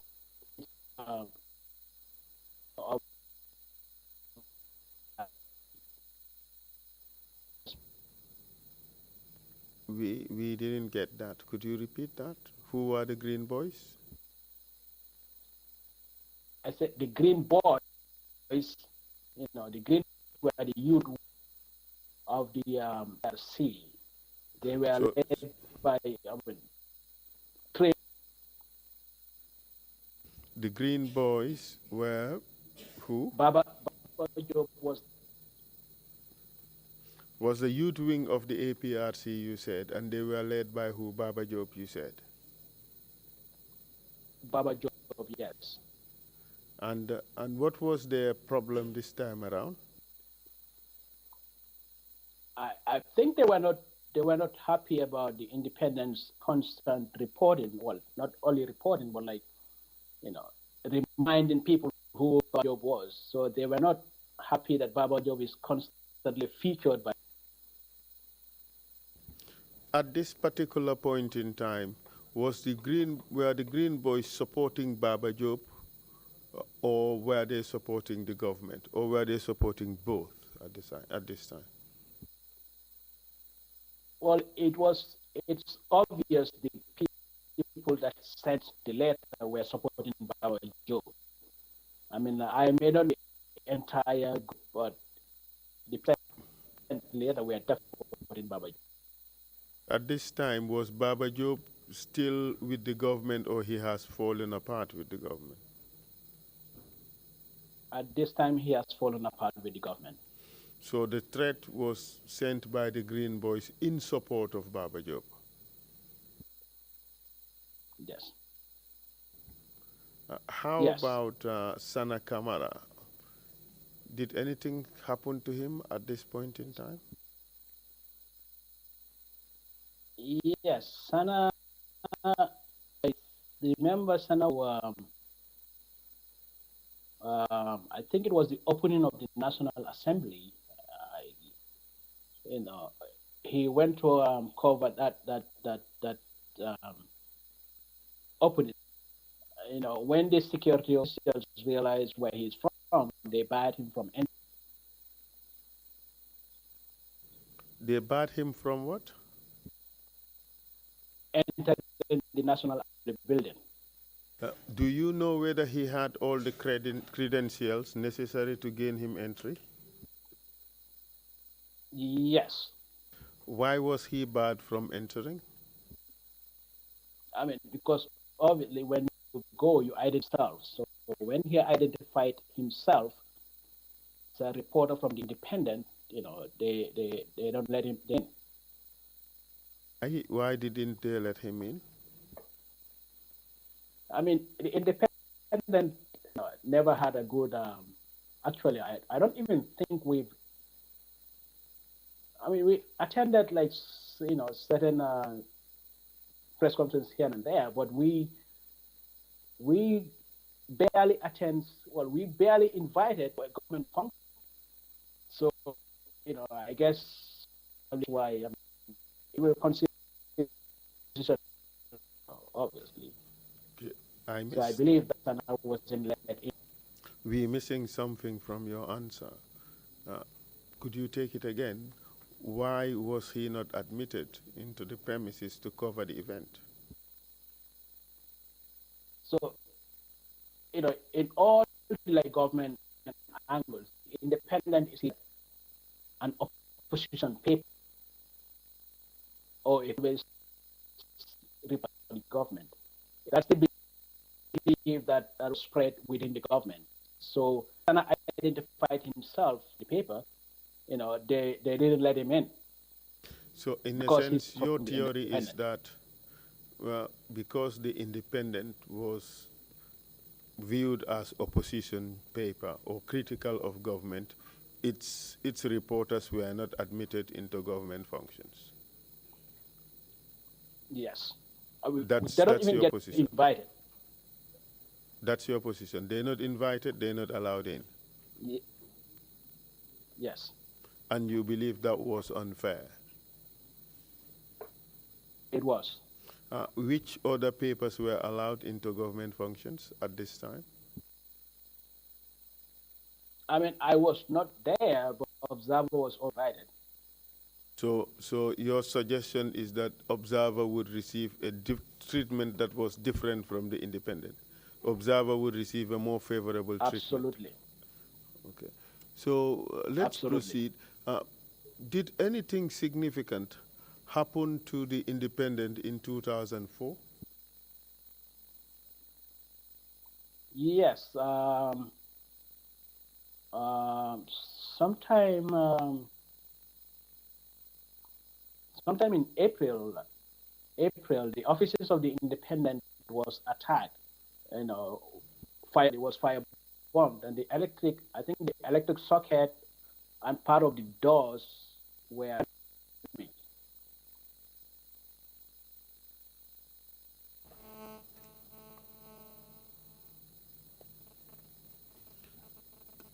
I missed what you said.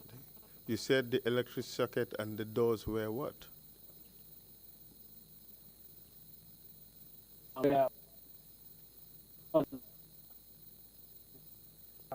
We're still missing that. Could you say again? No, I said paper to attach to this was the printing press. This was the printing press that made with gasoline and gun attack press, and then burned it down. So the printing press was burnt down. That's what you're suggesting. The printing press, yes. Do you know who burnt it down? Well, the fact that a gun was left, so we believe that it must be the government. Do you know whether any attackers were identified? Yes. I remember the National Assembly member, Ahmad Ba, named a few people, at the National Assembly of being responsible for the Arson attack. And one of them, I fully remember, was Sana Manjang. You mean Sana Manjang? Do you know which force Sana Sana Manjang. Manjang belongs to? He was in the State Guard, I think, State Guard. Do you know the basis for Sana Manjang being accused?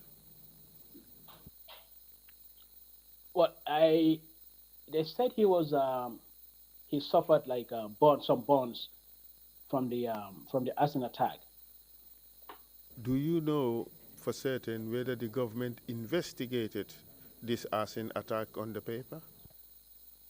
Well, the police came. The pistol actually was surrendered to them. Supposedly, they opened an investigation. Obviously, it didn't go anywhere. And then after that, we got information that the NIA has taken over the investigation, but nothing came out of it. Do you know whether the management of the paper were being updated as to the developments in the investigations, if any? Not that I know of. As far as you're concerned, was there ever an investigation? No. Why do you say that? I mean, because the fact that the people that suffered the attack weren't updated, so And obviously nothing happened.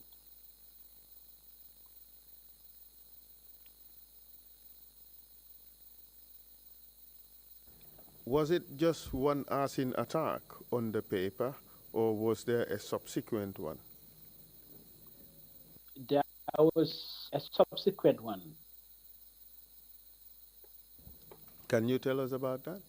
That is, I cannot remember the date, but the paper's offices was attacked too. Yes. Can you tell us about that one? That one, like they came at night, and then also with gasoline. Obviously, they burnt they couldn't get into the office, so they burnt the electric socket and part of the door. But before much damage was done, the neighbors were aware of it, and then they left. And did the independents suffer any further attacks of that nature, arson? No, it was only 2 arsons, the printing press and the offices, that I can remember. And that did not stop the independent from operating, did it? I mean, briefly, but they came back. At a point, did the independents share the same printing facility with the Observer? Well, I was not part of the printing department, so I don't know. I can't remember. Did there come a time when the Observer had to inform the independent that they would not be sharing the same printing facilities anymore? Yes, yes, you're right. Yes. And how did you receive that decision? How was it viewed by staff of the independent? I mean, we knew this was from the like personnel themselves. Um,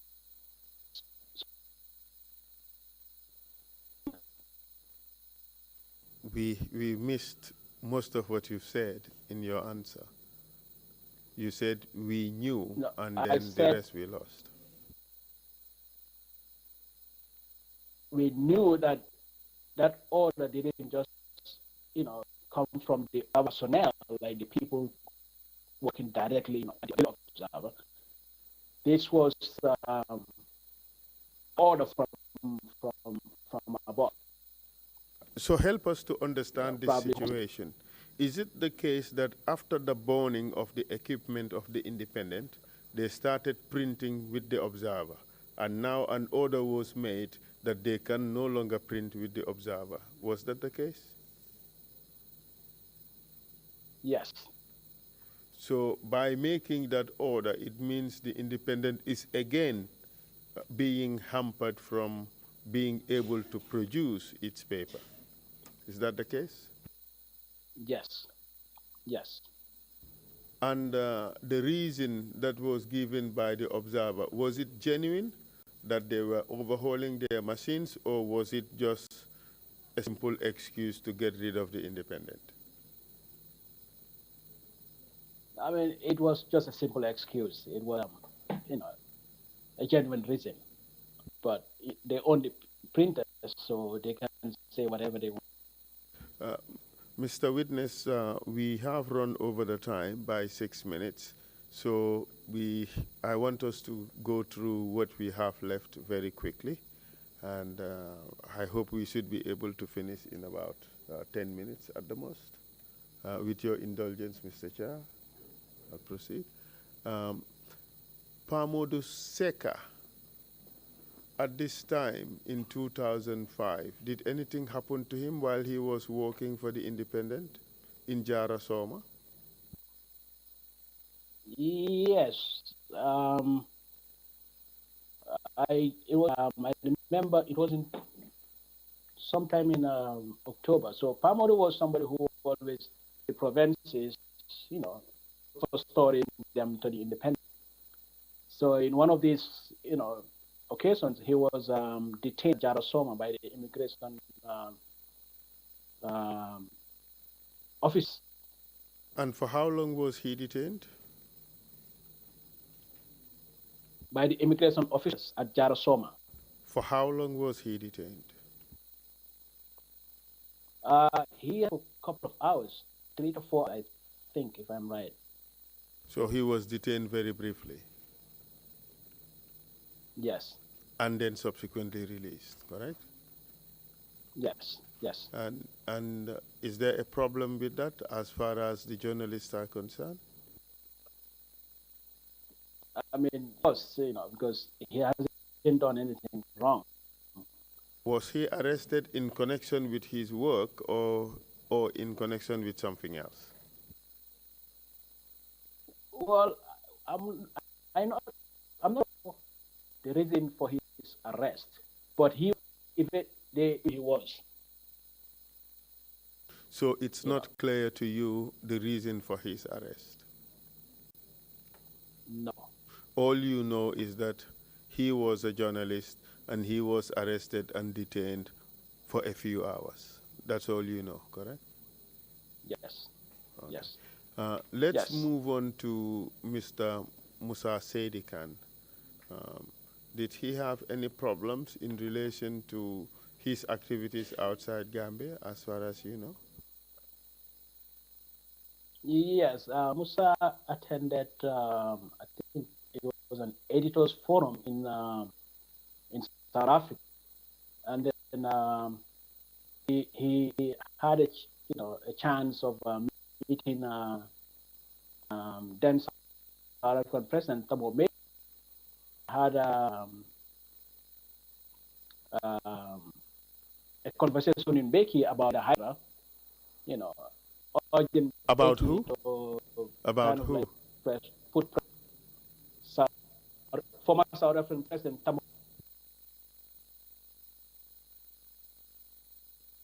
So he urged Mbeki to put some pressure on the government of Yahya Jammeh. To do what? To investigate the death of. And then the death of he who? Also the death of who?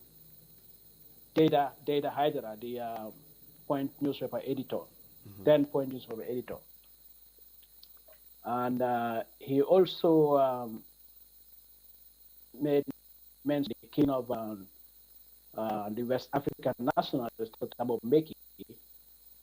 So when he came to the interview to if I'm right, and then he was arrested because of that. Was he the only person arrested on this occasion? Yes. Yes. How about the staff? Were they arrested with him? No,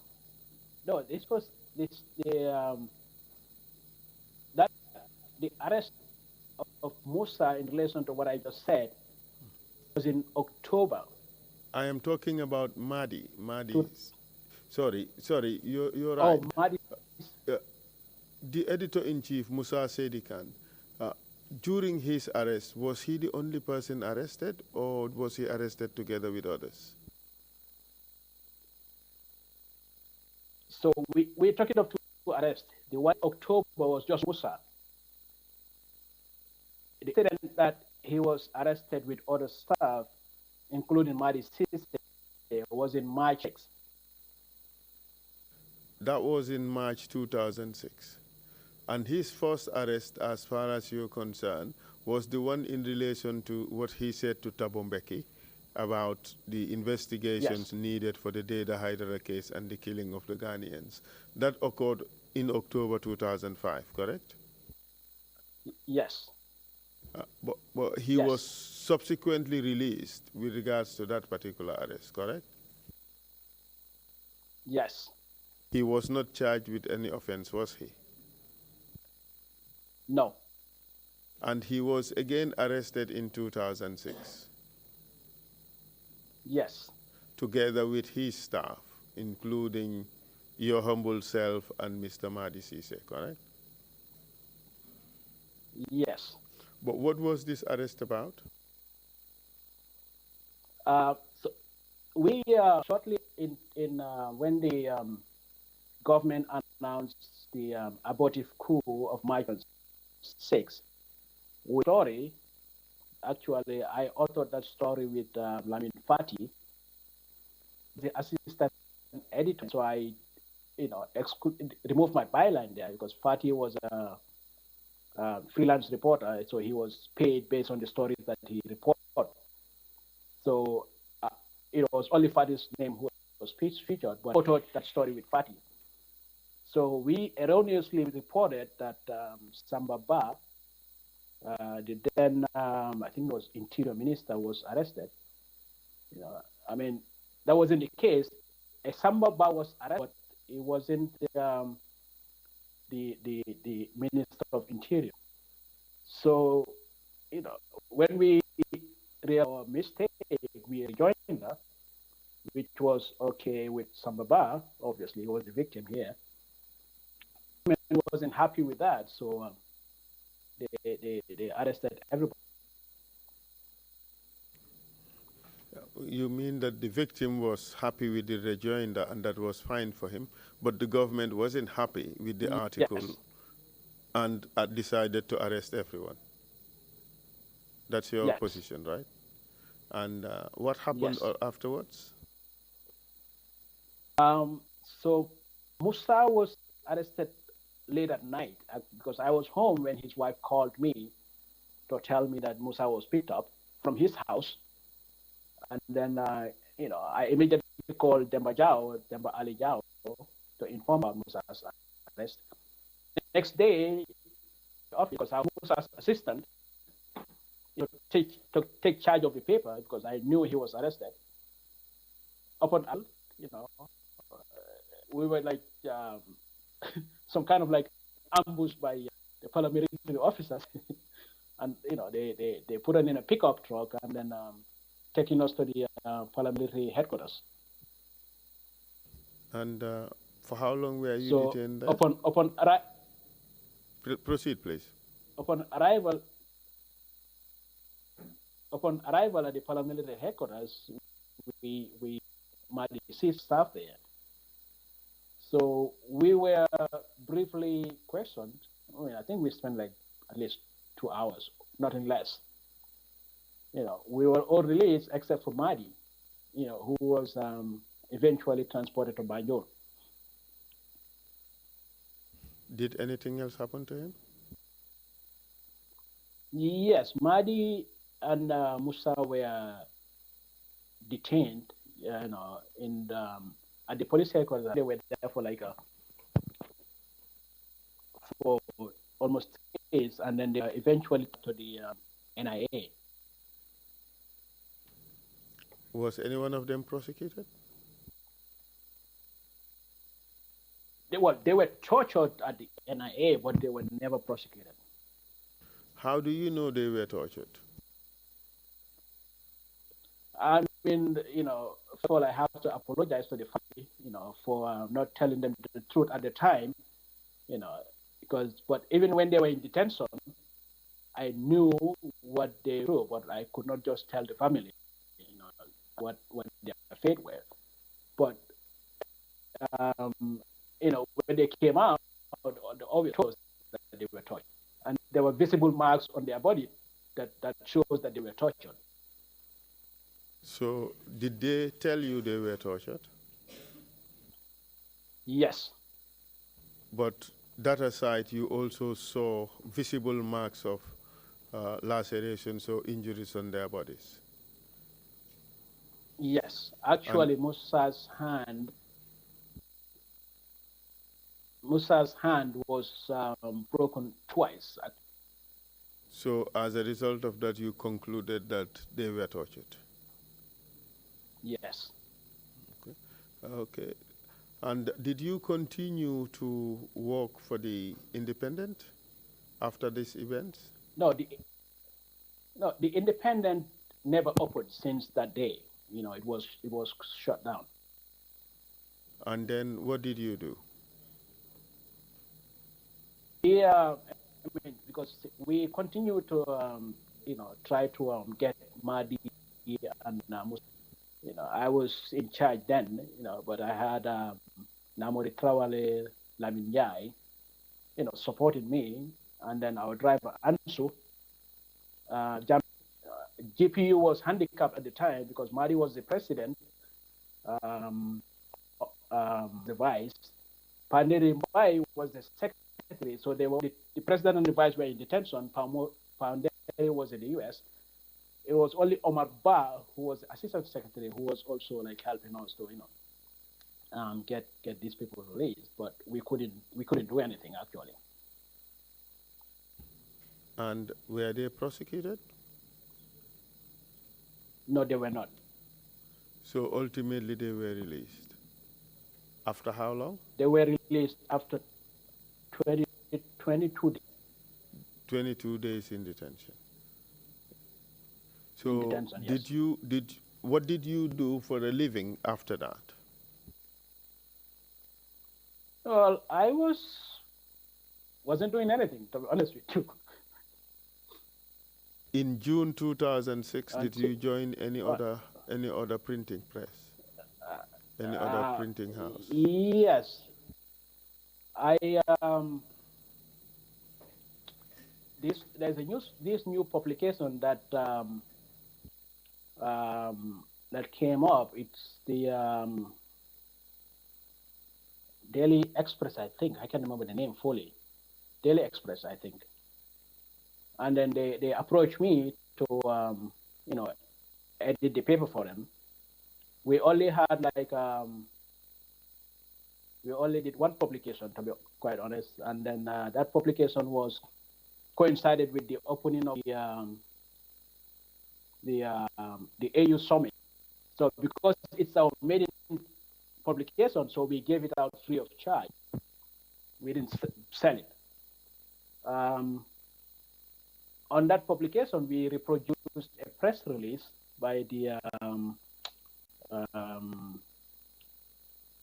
human rights organization on the continent, because they were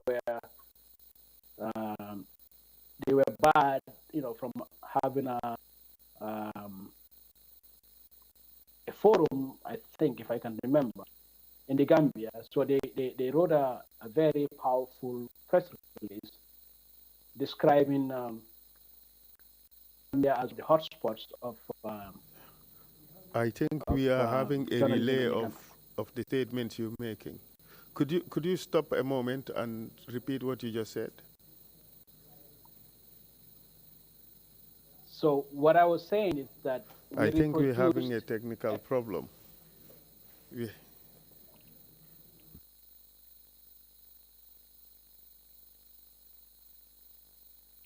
Hello?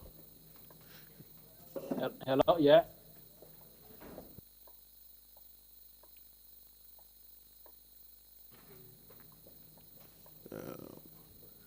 The technicians at the van, could you kindly help us, please? We're having a problem. We having a relay of what's being said by about a few seconds.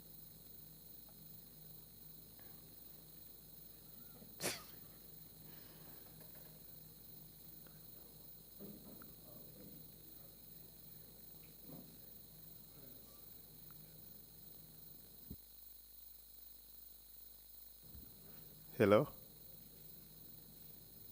Yes, I can hear you. Good. So let's start again. You said after the maiden issue of the Daily Express. Yes. So we reproduced a press release by the Network of African Freedom of Expression. Mr. Chair, I think we're having a problem.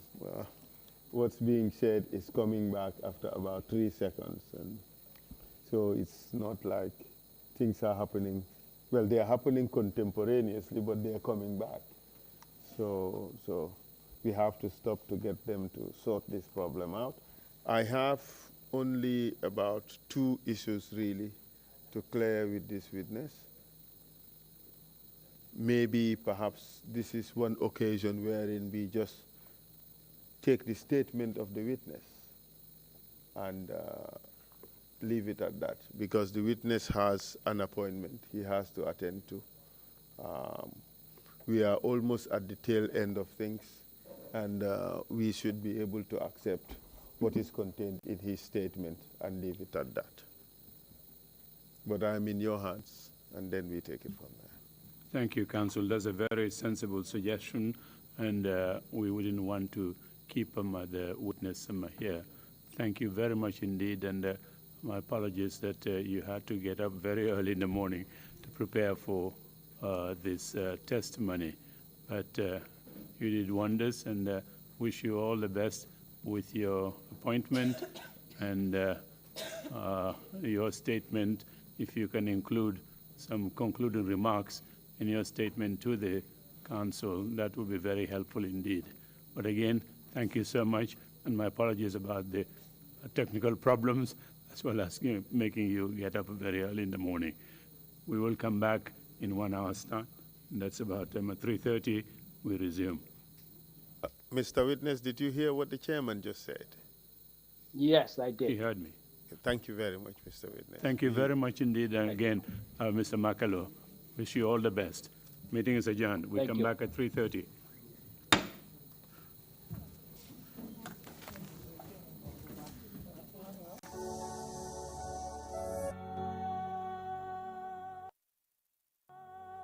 Next is just any tube.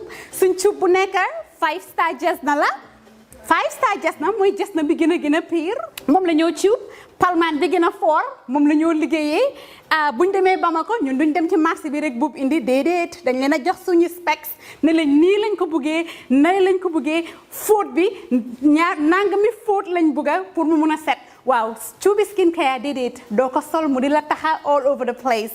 Ci gàttal ñun rek si tube dara du doy day des. Not only dañoo tube but bu la neexee ñu cuubal la ba pare nag ñawal la. ñaw fi mu gën a setee nag rek la ñoo fulee ñetti ñawkat lañ am nañ ñawkati simple nga xam ne xoppati rek mbaa def sa taille basse def sa dagit def sa roba amul benn dawme am nañ koo xam ne moo ñoo dawme jigéen den am nañ tamit special ñawkat boo xam ne ñawi góor rek la ñoo defal nga bugg a sa his and hers muy korité muy tobaski mbaa muy ngénte muy takka mbaa nga bugg a rek def sa yëkka bu baax a baax daagul ba ñëw Skin Care Plus ñu dimbali la tànnal la cub fam gën a baaxee ndax sa yëkka gën a foor lii nga ne lan xoolal bi takka la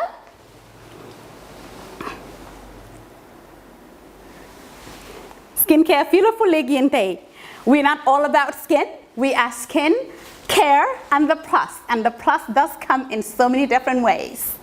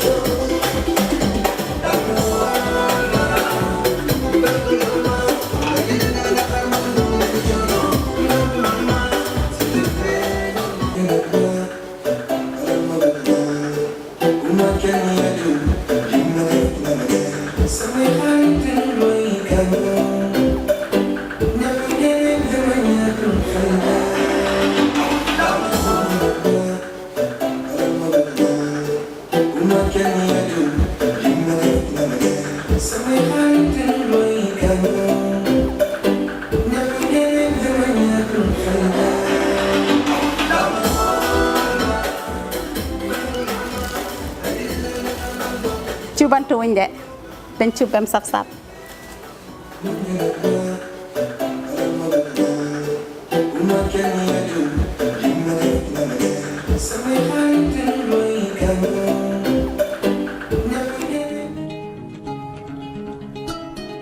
Look, guys, you guys got very big rams.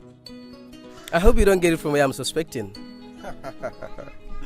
Do you think you're the only one who knows where all the good news come from? My son bought me this ram all the way from abroad with Baloo. Oh yes, this must be Baloo. Me too, my daughter just bought one for me through Baloo. With Baloo, everything is possible. This Tabaski, you can buy ram for your family using the trusted Baloo. Just log on to the www.baloo.com website or download the app. You can buy ram, otherwise foodstuffs such as rice, sugar, cooking oil, and much more for your family this Tabaski. Baloo, better than sending money.